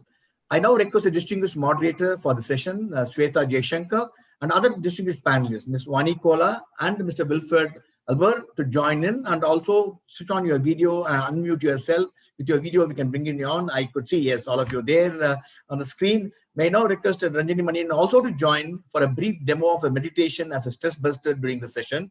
And I think it will be quite interesting. To introduce the panelists and the moderator, may I have the AV, please? In the second session, the panel discussion on managing stress in the next normal, we have Shweta Jaishankar in conversation with Vani Kola and Wilfred Olber. Shweta Jaishankar is a former Femina Miss India International and author. She holds an MBA from the Indian School of Business and is a co-founder of Global Sport, a pan-India sports and talent management company. She has worked with the Mumbai Indians and was the editor of the official magazine of IPL called 2020. She is author of the award-winning book Gorgeous, Eat Well, Look Great. Vani Kola is the founder and managing director of Kalari Capital, one of India's leading venture capital firms. She is a serial entrepreneur and a spokesperson for India's digital opportunity to create next-gen large-scale companies. Vani has successfully led more than 30 investments at Kalari in e-commerce, gaming, digital content, healthcare, and much more. She is listed as Fortune's most powerful women in Asia and sits on various boards. Wilfred Olber is a senior partner and global head of Roland Berger. He is joining us today all the way from Chicago. He is also the former managing director of Mercedes-Benz India. Wilfred has been a member of various industry bodies and has held senior positions in different organizations. He's also an author of Riding the Tiger, a book that provides insights on how business is done in India. Ladies and gentlemen, presenting the panel, Managing Stress in the Next Normal. Now over to Shweta Jaishankar to take it forward. Over to Shweta. Good evening. It's a great pleasure to be here and to have listened to the panels before me. I think I commend MMA as well as Ranjini for putting this very, very important topic together and bringing very varied and amazing people. As we begin this panel today, which is about managing stress, we thought it would be a wonderful way to begin with a few minutes of mindful meditation. And Ranjini, I would like to begin with you. Could you guide us through this process so that at the end of it, we could all be more present in this moment? Thank you, Shweta. So wherever you're seated, please let's sit in a straight back chair or on the ground, cross-legged. And we're going to just do 3 or 4 minutes of being completely present and meditate in our own way. May I please invite you all to close your eyes gently and place your hands open on your lap, palms facing upwards, open to all possibilities. We do a minute's body scan. Relax your head, relax your neck muscles, pull your shoulders away from your ears. Your back is relaxing. Your feet, your thighs, knees, your calves are completely relaxed. Feel how well you are supported by the earth under your feet. And now, let us simply become aware of any sounds nearby or far away, just aware. No judgment at all. Everything is in its right place. We bring our attention to our breathing. Inhale deeply. Exhale slowly. Inhale positivity along with the oxygen, and exhale all anxiety. One more conscious deep inhalation and exhalation.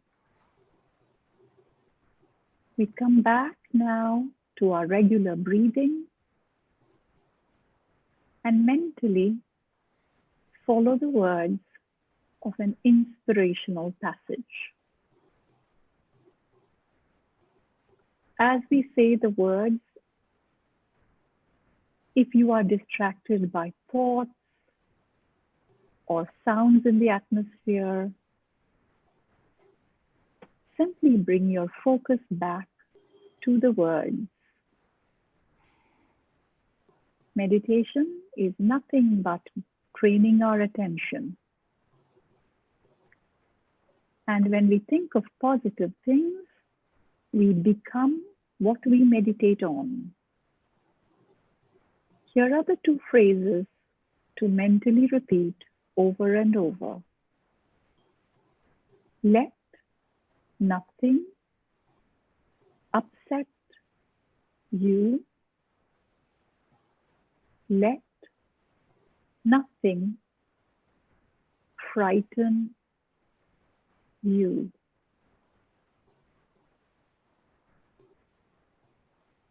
Let nothing upset you. Let nothing frighten you.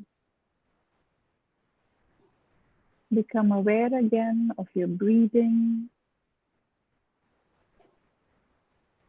of your relaxed body.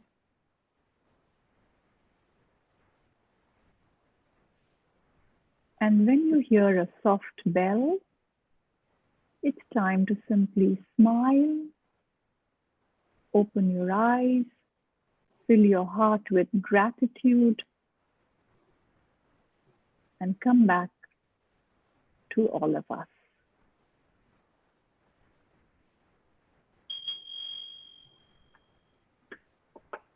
You may gently open your eyes. Thank you. Thank you, Ranjini. I think it's a very unusual way to begin a panel discussion with this, but it's also in this case so apt because the topic is about managing stress in the next normal and with leaving the audience with real tools And oftentimes we discuss these things, but we fail to experience them together. And thank you for giving us that opportunity. I also welcome once again my accomplished panelists, Vani Kola and Wilfred Albert. Thank you for joining us.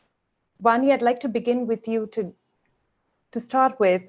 Could you tell us, today you have earned a very secure place in your career, in your life. But a lot of women who are listening to this panel are still working those out. Overnight, they've had to work from home, manage childcare and education, housework, and sometimes not even knowing if their job is secure. In effect, what would you tell your younger self on how to cope in an unprecedented situation? Shweta, in any situation, we can only cope day by day. When we create a mountain to climb, it is impossible to reach the summit. When we take it one step at a time, most mountains can be conquered. And this notion that someone is in a more secure place and I'm not is a myth. I think each of us are processing our lives at every stage of our life. And that's actually a realization of the decades, at every stage. Even a small kindergarten child has their worries and we laugh it off, right? Because we have gone past it. But at every stage, there is something that occupies you. So life is about creating those tools through which we don't make mountains that we can't climb, but we bring to it, I'm going to use this word, mindfulness, to how we tackle problems and put them in a broader perspective of our life and our possibilities.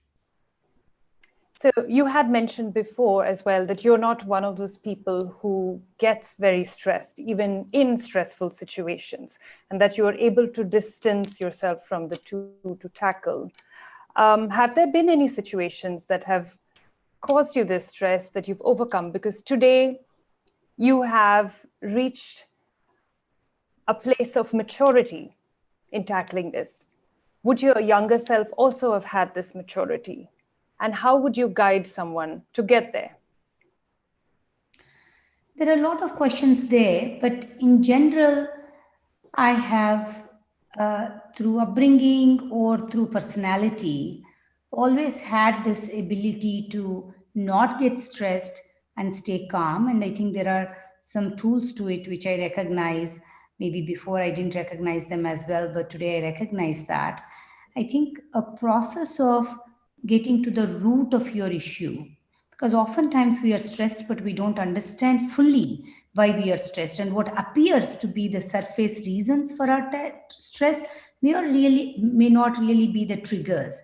And then, to project the outcomes, meaning what is it that could really go wrong, and what outcome am I so worried about? And if you can go through a mental process of acceptance of that outcome, it really frees you from fear. Fear of something is what causes you stress. Fear of an exam, which we have all faced.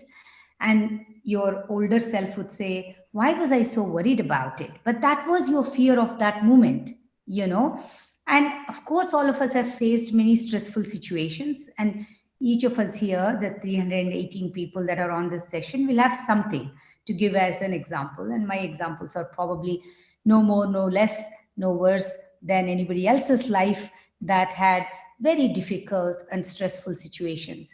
But I think it's a process of, creating better self-awareness. And I and Ranjini always talk about it because we both have meditation as a core anchor to our daily lives. And really what it is a process to face myself and be able to be an observer and be able to then sense it. Because, if you're in a stressful situation, often maybe your friends around you have an alternate perspective to tell you why you shouldn't be so stressed about that, and it will be all right, right? Now, why can't we tell ourselves that? So, and for that, we have to sort of be that objective observer of our own life and develop that process.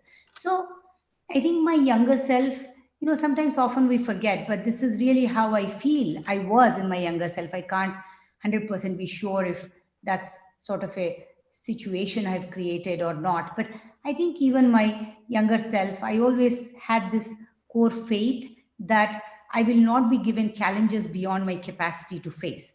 And this was something I think all our moms and family, maybe somebody drills into you. And I always, or grandmother or someone in your life tells you these things, right? So I always felt whatever I'm given to face, I definitely have the capability and the capacity to overcome. That's not to minimize the momentary, stress or reaction, or, I don't want to diminish that or demean that. Those exist, but it's the capacity to sort of look at that from a broader perspective and draw inspiration to be able to say this too can be overcome and work through the process a step at a time. Thank you, Vani. I think it's also, it's a process and it's a development that happens over time. I mean, I can remember when I was younger and less financially secure and also less secure in myself, stress and sort of anxiety was much more of an issue than it is today. So I think there is a time aspect to it. If I look back at my studies, I basically was the first to get a high school degree, a bachelor's, a master's, a PhD in my family. And you were constantly wondering, okay, listen, how is this going to work out? How is it going to pan out? Where's the money going to come from? And it takes some time to really then make the transition from being sort of under stress or being sort of anxious to understanding that there are certain things you can do. And then there's a lot that you just cannot influence.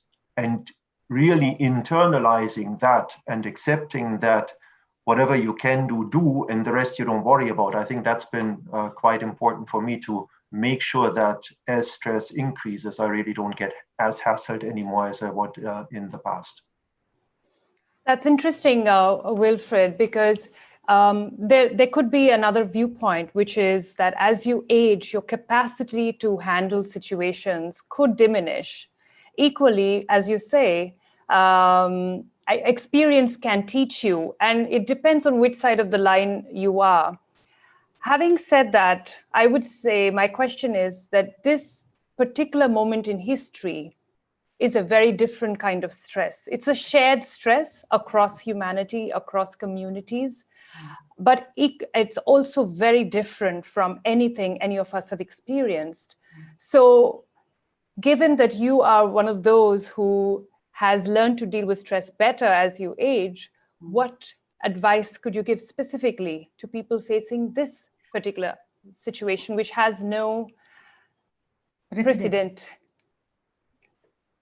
Yeah, maybe I'll take it first and Vani can agree. I think her point was, listen, just don't worry about the goal or the end point of the journey, worry about every step. And I think that's extremely important. Right? Typically what happens is if we have a goal in mind and we focus on achieving that goal, we become desperate because it seems so far away, it seems unachievable, unattainable. And what we can actually do is say, okay, listen, here are the steps that I need to take, focus on getting those steps done. And that typically leads to a situation where more often than not, you achieve what you set out to do without getting desperate, without getting sort of in a bad place mentally. And as far as the current environment is concerned, I believe that we have to do a number of things to deal with the situation. One of them is really make sure that we find small victories, right? So yes, it is a bad situation for many of us in the sense that we are isolated and we're not able to connect with others. But for many also, it is an opportunity to spend some time with family. In my case, this is, quite frankly, it's a positive, it's not a negative. I normally travel 5 days a week. So now I get to spend some time at home and use that opportunity to potentially work on my health, do some exercise, learn some new skills. And I think those are the small victories that you have to create to feel good about yourself and not despair in these difficult times. Right, thank you. Vani, I would like to ask you this, because this, while I feel this topic is relevant to all human beings, it so happens that this today we are addressing women and issues that particularly women might face. And you can come at this again in two different ways. As a board member, as an investor in several companies, has this issue been addressed in the companies in which you are a part of?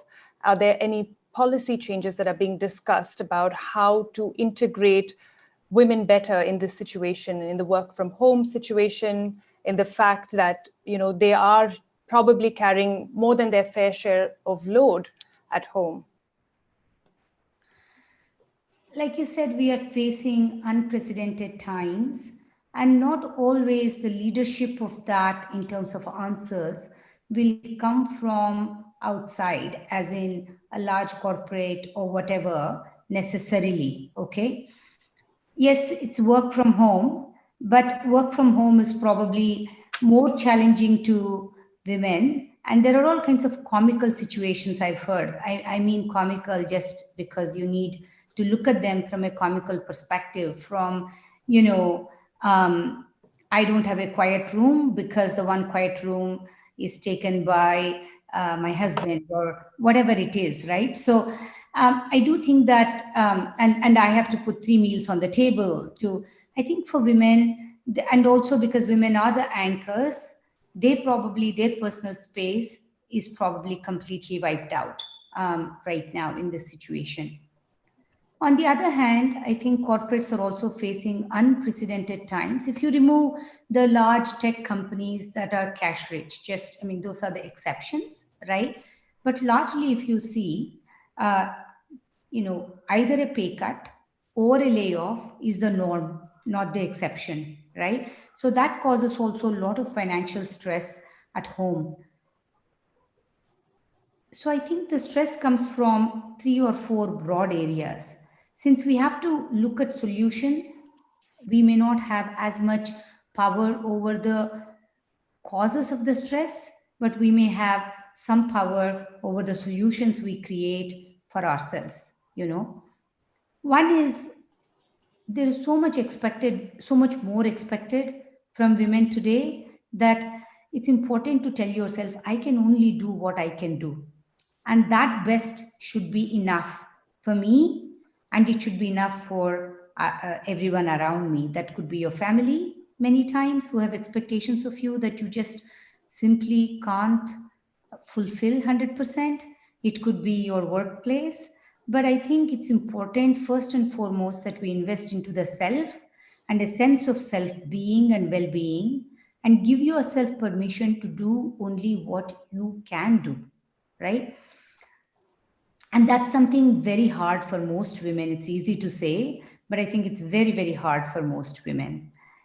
The other thing is, we give up the me time very, very easily. And over the years, if there is something I have learned and insisted upon, is that I give myself my me time to whatever the routines are. The routine could be whatever, morning walk, your yoga, your meditation, whatever that is, your book that you read.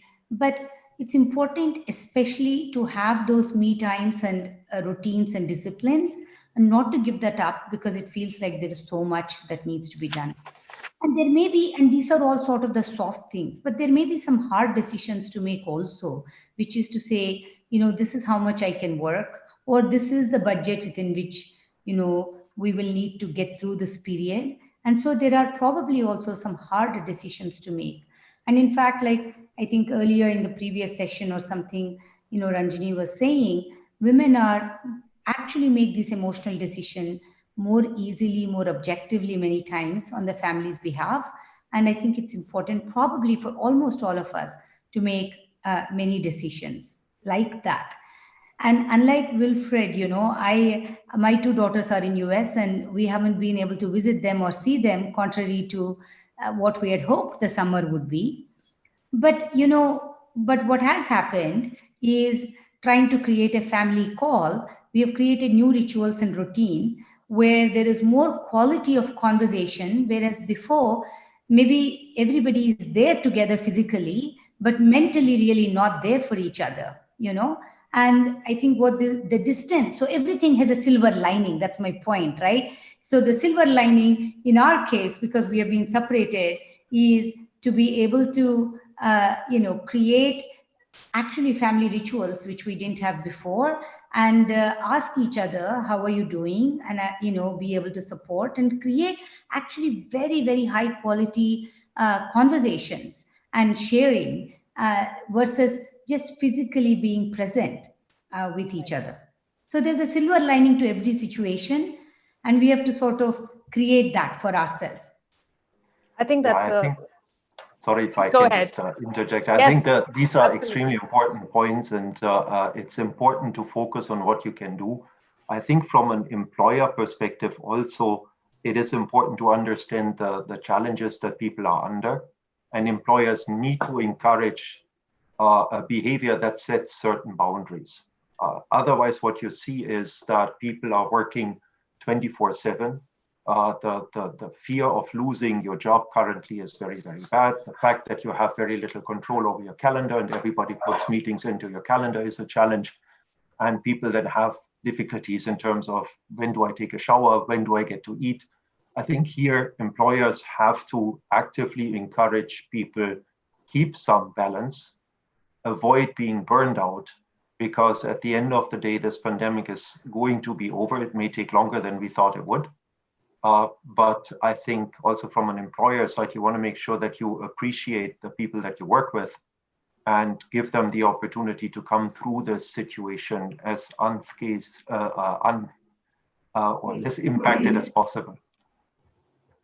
I think, what both of you have said has a very strong common point, which is that this situation could actually bring about a lot of quality shifts and even leadership roles for women, say at home, if they are taking charge of, say, budgeting in a situation, and they are actually taking a leadership role in a very different way, and that could teach them something, teach their family members something.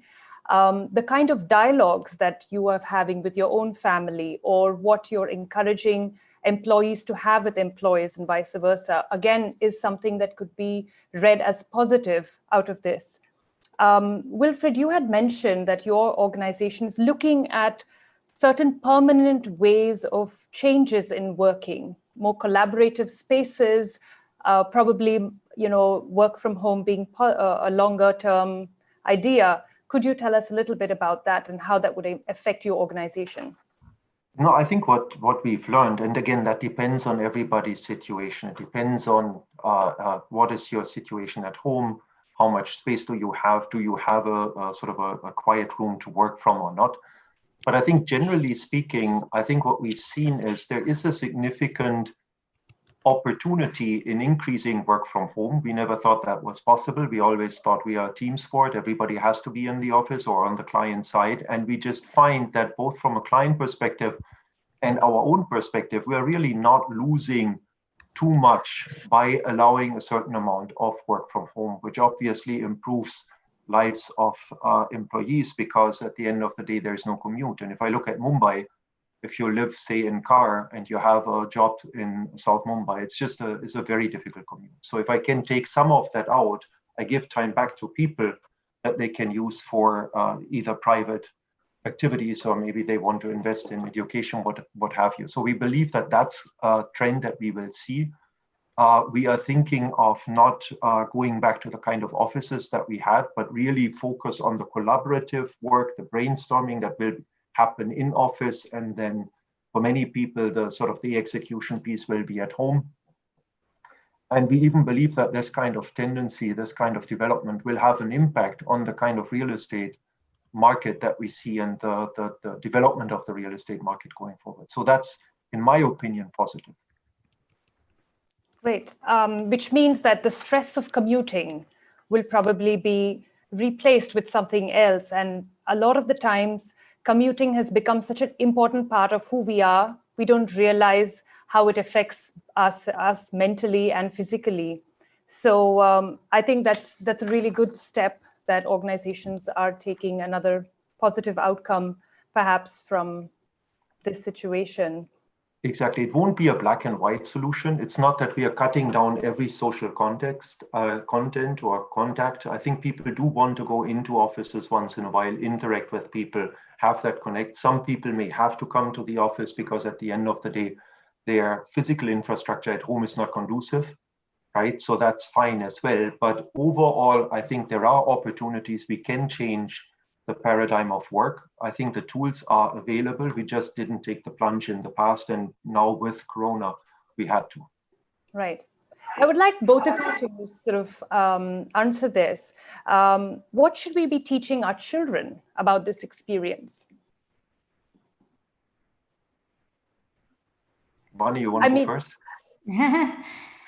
I think it depends on the age of the children also. Mine are young adults. And, I teach them to not allow fear, and fear and doubt can be poison to affect their life so much. There is a caution, but caution has to be balanced also. And the second thing is to, value small things, value and have gratitude. So I think, we share once a week what we wrote in our sort of gratitude journal, so to speak, right? And it's important every day we have something to be grateful, and being mindful of that actually, creates a better self. Also, I think to check in on others.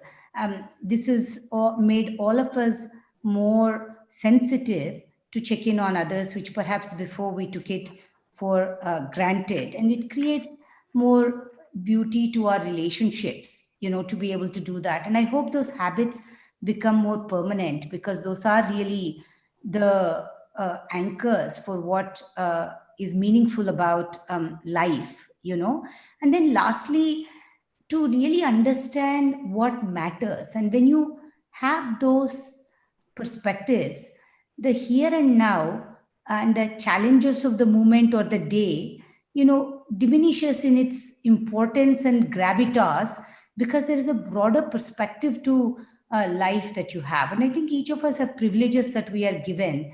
If we can acknowledge them and be grateful for that, some of the challenges we have to face will feel, less daunting.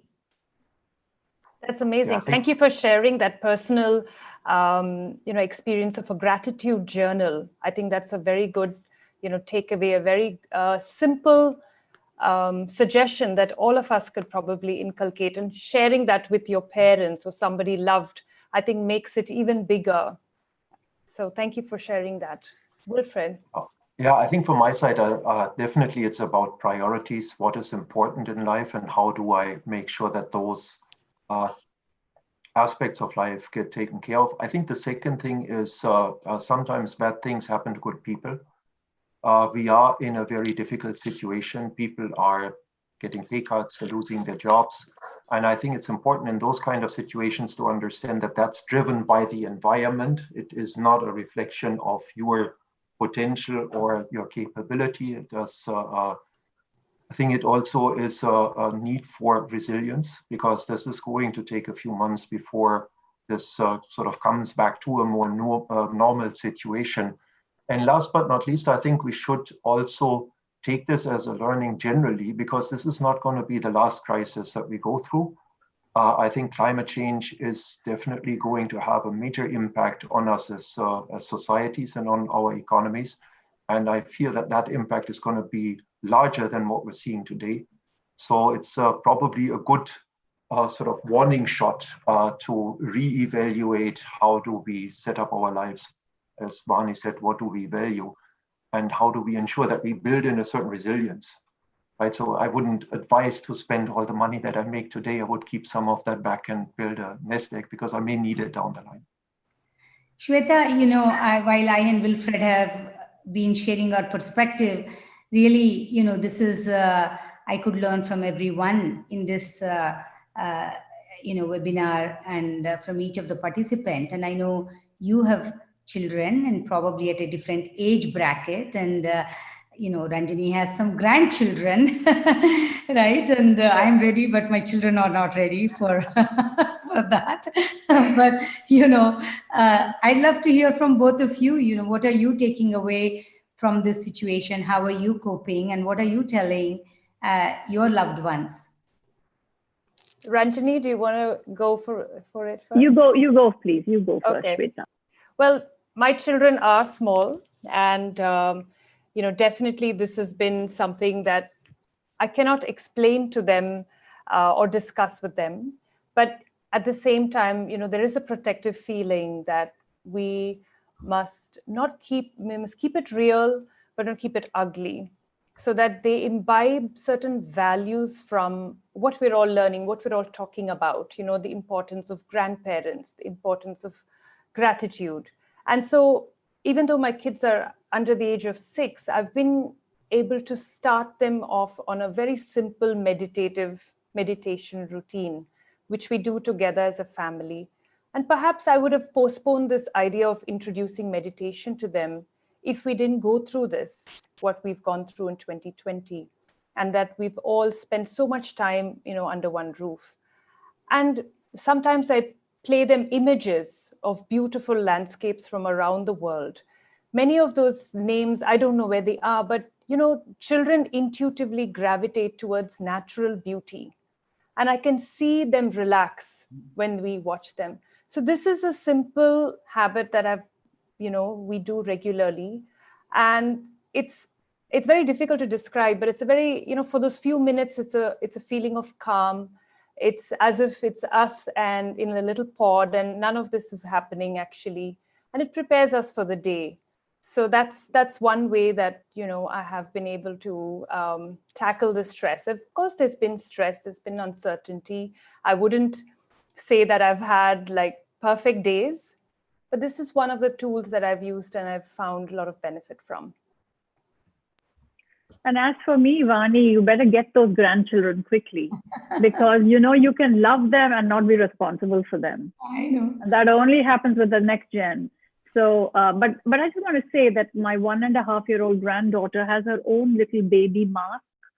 So the toys that people are playing with, they want their own sanitizer and their own little mask. So I don't know, it's a new world. The next normal is going to be an interesting world.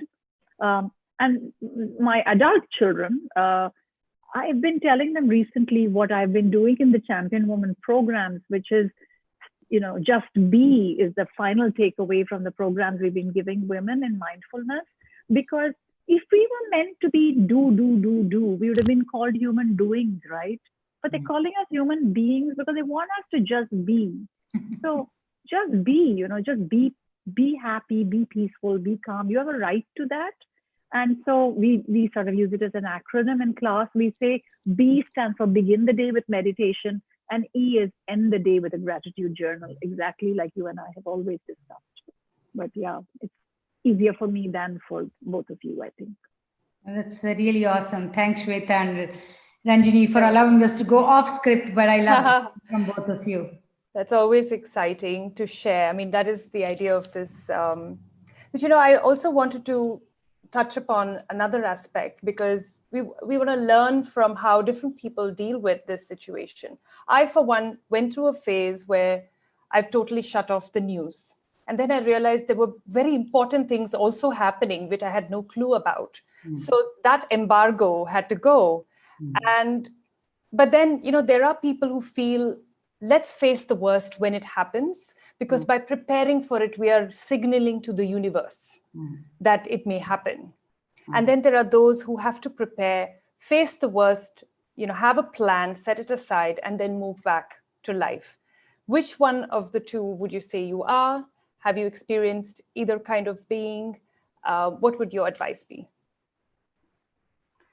I don't want to invite tomorrow's problems today and let today be ruined for something we don't know that's going to happen tomorrow. So when something happens, I'm the type that will face it then.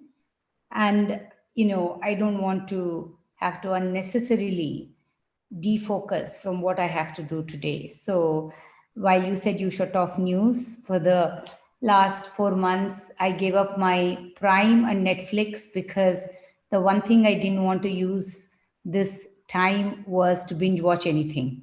So, so that was, probably done me a lot of good. So, I think we all have to, and I feel a big win, by the way, that I did that, right? I'm like, and I tell this to everybody, oh, I gave up. And, and so I think I live my life very, very normally. Obviously, you're not going out, you're not doing all of the things, but I mean normally from a sense of feeling normal. That's what I mean, not, and yeah, I mean, whatever tomorrow brings, it brings, we'll face it. Okay. So Wilfred, would you like to tell us how you face things? Are you, very structured? You put down plan A, B, C, and then tuck it away in a wardrobe and go about life? I think the planning part is more my wife. I just wing it. Right. Okay. So I'm basically, no, I think what happens is obviously you need to do the necessary. You need to make sure that you socially distance, wear your mask, have your sanitizer and all that ready, and try to prevent to get sick, because we just don't know what it'll do to your body. So I think that's just part of life and the new normal that we currently are exposed to. And part of that probably will remain with us because the virus is not going to go away. But that doesn't mean that I have to worry about, oh my God, am I going to get it? And what will happen to me? What are the long-term effects? From that perspective, I live a normal life.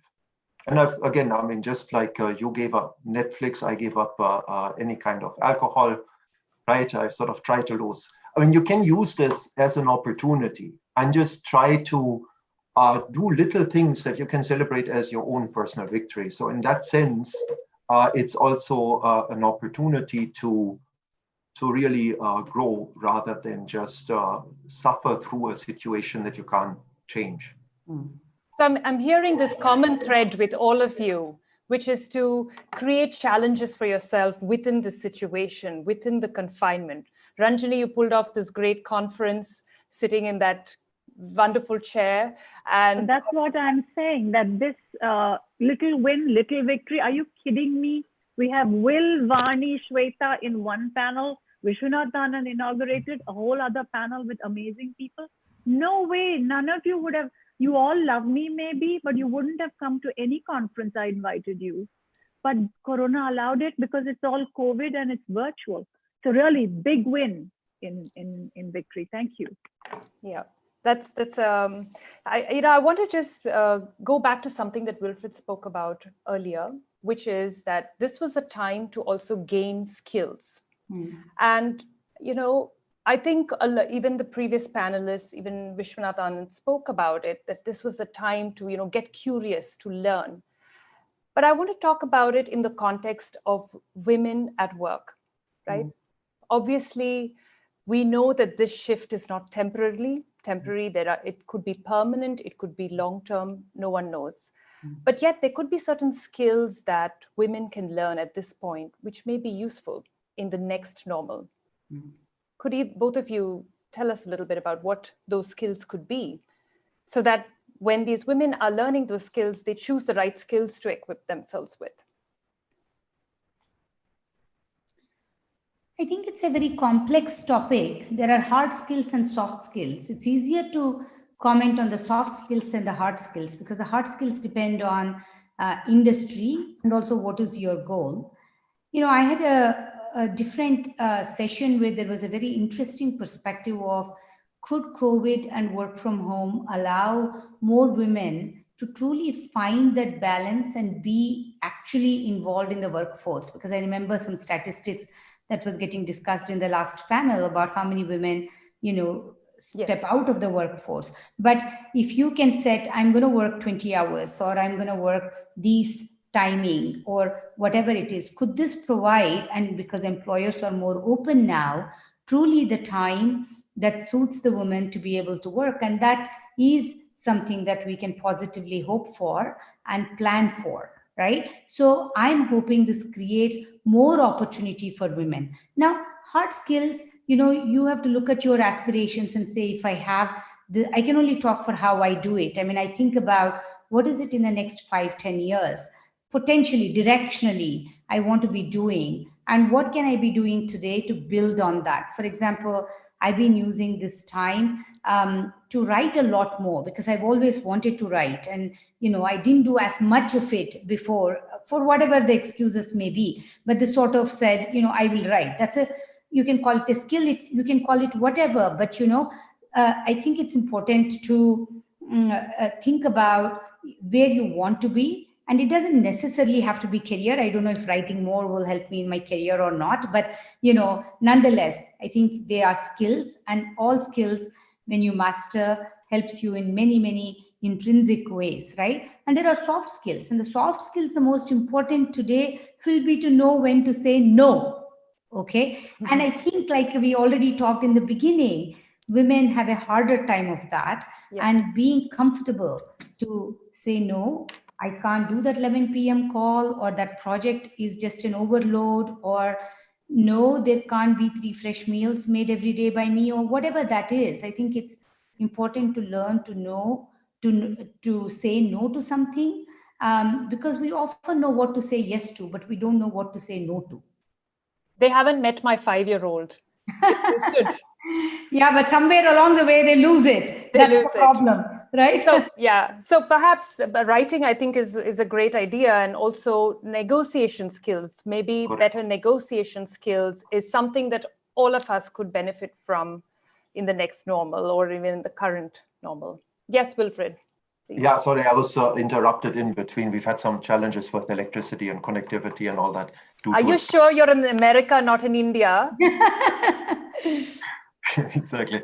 No, I think your point about negotiation skills is extremely valid, right? Because if it is about achieving something at work, can I then find ways to bring my point across more effectively? That's definitely one thing. I think another thing is sort of a presentation question. How can I sell myself better in presentations in a virtual environment? How do I ensure that I come across correctly? I think those are some of the soft skills that would address some of the areas where women potentially have or are de facto challenged, right? Like we discussed in this panel as well as in the previous panel. So that's important. And then beyond that, it's are there any hard skills that I would like to learn to move maybe into a different career or do the next step in my career? What is that and how can I make it happen? And then beyond that, as Vani mentioned, what is it that excites me, right? Is there something else that I want to do that is just fun and then becomes part of my me time? Right. I think what I'm hearing is that it's really important in this time and any other time for women to take time off to understand who they are and what they want. I think that's a very important beginning step from which emerges the choices that they make, whether it's in improving skill sets or the way they are able to draw boundaries better. And also, I think what is important, and we talked about that before, how do I build up a certain amount of resilience? Yes. Right? So how do I build up this I don't give a, right? Meaning I don't care constantly about what other people think about me, but I'm sort of more centered in myself, and I'm okay with not pleasing everybody all the time. Right. I think that's generally quite important because anyway, in this environment, there's no way that you're going to please everybody all the time. You have to clearly define when you're going to please who in order to be able to get through it. Right. I think that fits in very nicely with Ranjani's abbreviated FOPO. I think that's the fear of people's opinion. We need to separate ourselves from that. So I'm not sure. I think we've sort of nearing the end, if I'm not mistaken. And I think we've discussed some very, very important, crucial points. And maybe we can lighten it up a little bit now, just towards the end. With a quick rapid fire. It is a tough topic, but you've left us with a lot of food for thought and action, be it meditation, be it building resilience, be it, upping one's skill set. But maybe we should know a little bit about the fun side of stuff. So Wilfred, will you tell us, what is the one thing that you couldn't do or you didn't have time to do or before that you ended up tackling during COVID-19 pandemic? My wife was kind enough to teach me Indian cooking. So I'm now, I wouldn't say an accomplished Indian vegetarian cook, but I'm able to nourish myself, let's put it this way. And it's fun. What about nourishing the panelists on this when we finally visit you in Chicago? You're ready. Yeah. I mean, you can, you're more than welcome, but I warn you, I'm not Tara Dalal. Tarla Dalal. You know why he knows so much about Tarla Dalal and Indian cooking? Because Wilfred is married to a most beautiful Indian woman. That's why. That's true. That's good to know. What about you, Vani? Something that you've managed to tackle during this time that you didn't have time for, you couldn't do? You already mentioned you were not able to see your daughters in the US. Headstand. Headstand. Yeah, I'm able to do my headstand. Tried it, wow, or didn't try it for years. And now, you know, and it feels fantastic. So it's the small victories that Wilfred talked about, and daily practice. And when I could do it, it's like, hey, you know, I mean, it's a small thing or a big thing, depending on how important it is to you. And also, I think I've always loved and enjoyed cooking. And making elaborate meals and sort of taking pride in showing off.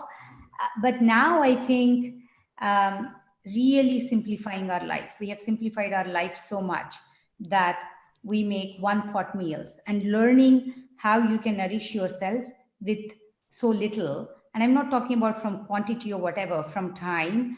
And the first lockdown, the 2 weeks when you couldn't get your staff, I gave myself like 20 minutes to make a nourishing, nutritious meal that you're going to enjoy, right? So that is a one-pot meal. And then, you know, it's fantastic. And I go back to my childhood where, you know, if Amma didn't have time, she would give Tair Sadam for lunch with a pickle. And, you know, I enjoyed it. And we have gone past that to needing 4 things on the table, or, you know, this and that. And, you know, so we have simplified our life so much that, you know, I'm so glad we experienced that, because we all need less than what we think we need. Absolutely. I think a lot of women could appreciate what you've said, because I know I've had friends who've struggled with, you know, having to cook 3 hot Indian meals for the family, and also then, you know, going to a quiet corner and working from home. And then you realize how messy and complicated Indian food can be if you're used to that many options. So maybe your next stop would be headstand, watching your Amazon Prime or Netflix back on, because you seem to be really upping the challenge and conquering everything that you've set aside to do during the COVID, you know, time. All right. Actually, the next question is also a fun one. What is the reason that you've had to laugh out loud in what is otherwise, obviously, a pretty dreary situation? Can you think of one really big thing that made you laugh out loud? You know, like I said, I don't have grandkids, but my sister does, and they are like my own grandkids. And I think little children bring such innocence. And so I asked this little one, when are you coming to visit me? And she's like 2.5, I think. And she said, oh, after COVID. And I was thinking of that when you talked about your children, right? So who are young, under 5, you said. And, you know, I just thought that was hilarious. And then, you know, they're also digitally savvy. She calls us if we are on a Zoom, endlessly changing the Zoom background. It's like, how do you figure out all this, right? And my husband was actually asking the 2.5-year-old, how did you get that background? So, you know, this is just the juxtapositioning of generations, right? And so I find what the innocence that the little children bring, you know, to this situation, because they don't have awareness of it, has a lot to teach us, but also brings a, you know, big smile. And I'd offer that. Yeah, I think it's a great story, because I think what children do in their innocence is to bring out our innocent side, our side to appreciate these small moments. And I think that's been a great, you know, amazing, I think, a shared experience of a lot of people, because life has slowed down, and really life is about these tiny moments after all. And I think you have a chance now to not drag the child into your life, but to go at their slower pace. Now we are finding that time, and that's nice. And just listening to them, you know, just listening with eyes, ears, mind, and heart. We become mindful when we do that with the children. You just watch them, or even with other adults in the living together and working together situation. I think there's a lot of questions that come on our viewers from various social media. Okay. Can you all of it's addressed to all the 3 of you? Can you take 2 last questions, and before we end the session, is it okay with you, all the 3 of you? Good. Sure. The first question is, Equally important, how can women negotiate allocation of duties within the family to ensure an equitable distribution of work, so she doesn't end up work from home and work at home from early morning till late night? What's your advice to this people? I think you have to be willing to let go, because I feel that if you don't do it, somebody will eventually get the hint and they will do it. The problem is that you feel like, oh, I have to pick it up, I have to do it, they have to do it my way. I think you just have to let it go and let somebody else pick it up. If there's absolutely no food on the table, somebody else will cook it, So I think this is not a fight. It's a subtle sort of signaling, but don't do the work you don't want to do. Let somebody else also do it. How long can the laundry pile up? If they need it, they'll go wash it. Right. Well, I would say that clearly I still have to work, put progress over perfection. Maybe oftentimes I can't take the sight of the laundry piled up. And everybody has a subtle cue that, they know that I won't let it sit there. But what has worked for me instead is having dialogues. And while it doesn't snap things back in place, I think you have a consistent amount of dialogue over time, and then people start to take on more tasks. And so soon you reach a balance that's different and healthier for all of us. So that's what's worked for me. Wilfred, would you like to add on? Yeah, I think it's up to both, right? I mean, people need to realize that they have to contribute. Otherwise, it's not gonna happen. It's a difficult situation for everybody, especially with both working. That's not tenable if nobody supports.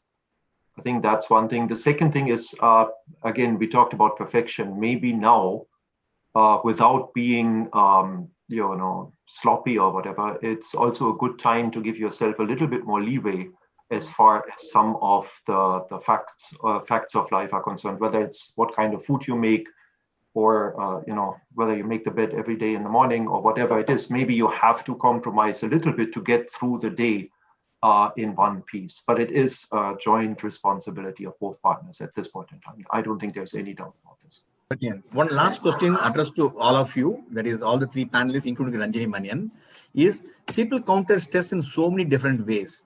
Meditation, yoga, breathing exercise, prayer, exercising, cooking, art, craft, etc. Could the panelists, Shweta, Vani, and Ranjini, and also Mr. Wilfred, share with us what is their own personal favorite way of de-stressing during this pandemic? We actually already know the answer with both Vani and Ranjini, I think. Yeah, but I think your personal habits, are really important for me. That's reading, gardening, calling friends to check on how they are, truly listening and caring. And of course, I already said meditation, but I've been doing that for 20 years. And I understand the value of that during meditation and during this period. So meditation, yoga, I always had. But I think it's really, even if you cultivate one habit that gives you that win, that's great. Whatever that is for you, I think you should just pick something and work on it.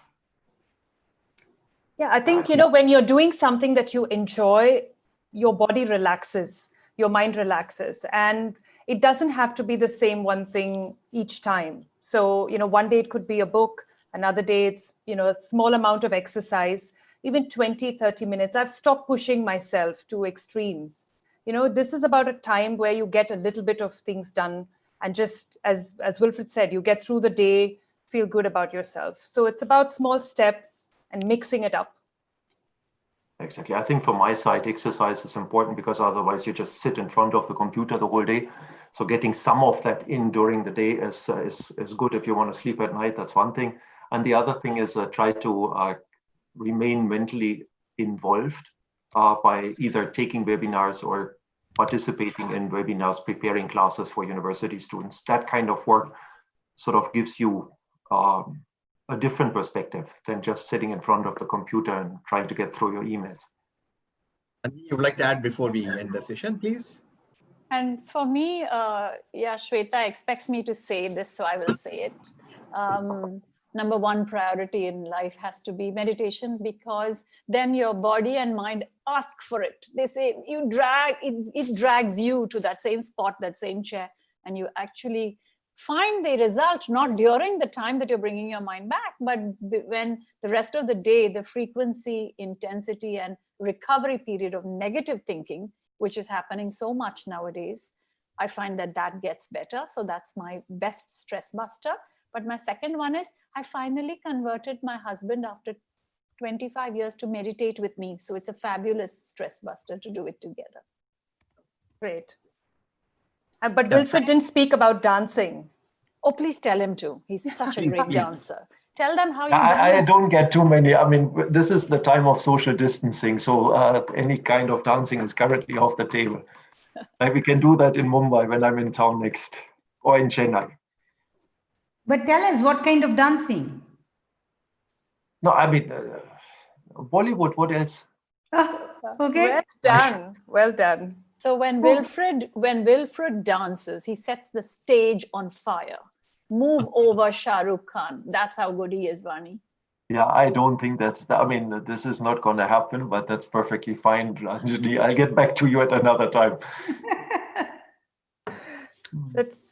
That's amazing. I think, I've learned so much on this panel. Thank you so much for, inviting me to be a part of it. I think there were some very strong common threads about small victories, not chasing perfection, doing fun things, setting yourself with challenges. I think, I hope women and men who have listened in have some tools and takeaways from, this experience.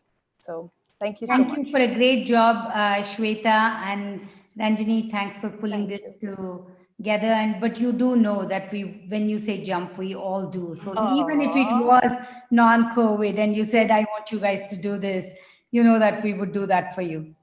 Thank you, Vani. Right. Thank you so much. Thanks a lot. Thank you. Thank you, Shweta. Thank you, Vani and Wilfred. Thank you, Dr. Ranjini Manian. You set the tone. Your insights have been thought-provoking. I know it must have kindled the thought process of so many youngsters who are watching this program. Thank you so much for your inspiring and sharing your thoughts. And thanks, Shweta, for leading the conversation so beautifully. You bring the best out of all the panelists. Thank you so much. And as a token of our gratitude, MMA has made special arrangements on your behalf to present 300 face masks to be given away to the needy. Indeed, obliged for your kind gesture. This will be given to an NGO, and we're also sharing it with a large number of people who really need this. And it's become very popular. We keep sharing them every time we do a talk. Thank you so much, and really appreciate you being there. Thanks so much once again for joining. And let me formally close the thing with the formal vote of thanks. Let me first thank our chief guest for this evening, Mr. Viswanathan Anand, and our distinguished speakers who have joined us from different part of the thing, including Mr. Wilfred joined us from Chicago.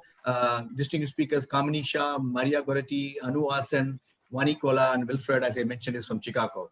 Distinguished moderator, Shweta Jaishankar and Ranjini Manian, you have always been so great and so perfect, and it's a pleasure working with you and putting together a great evening today, attended and watched by more than 4,000 people. That's a good number. And still about more than 250 plus people are listening, though we have crossed the time by more than 15 minutes. That clearly shows the inspiration, what you are sharing. Now the people really want to listen to you till the end of the thing. Then our partners for the event, Condor Stifting and Global Adjustment Foundation, and Mr. Shubha Kumar for delivering the welcome address, President MMA and members of the managing committee, and Charanya Modi. She has been a great source of help to us in putting together some of the content and some of the questions. Viewers watching live this program on MMA webcast, YouTube, Facebook, Twitter, and audio live on Voice of MMA. Thanks so much. You are the inspiration for us to bring you some outstanding programs. Team MMA, in particular, Mr. Tayub, for designing the excellent audio-visual presentation which you have shared with you this evening, and Mr. Shankar for the technical backup and Zoom social media portals. Thanks so much. It has been possible because of teamwork from so many people. Thanks each one of you, and also Lakshmi Subramaniam from Global Adjustment, who have been coordinating with us very effectively to bring the best out of and bring out. There's no confusion, so many things what we did. Thanks so much, and stay safe, stay healthy. Goodbye till we meet again. Good night. Ranjini, you would like to add anything? Group Captain Vijay Kumar, we all applaud you. You're the reason that it went so smoothly.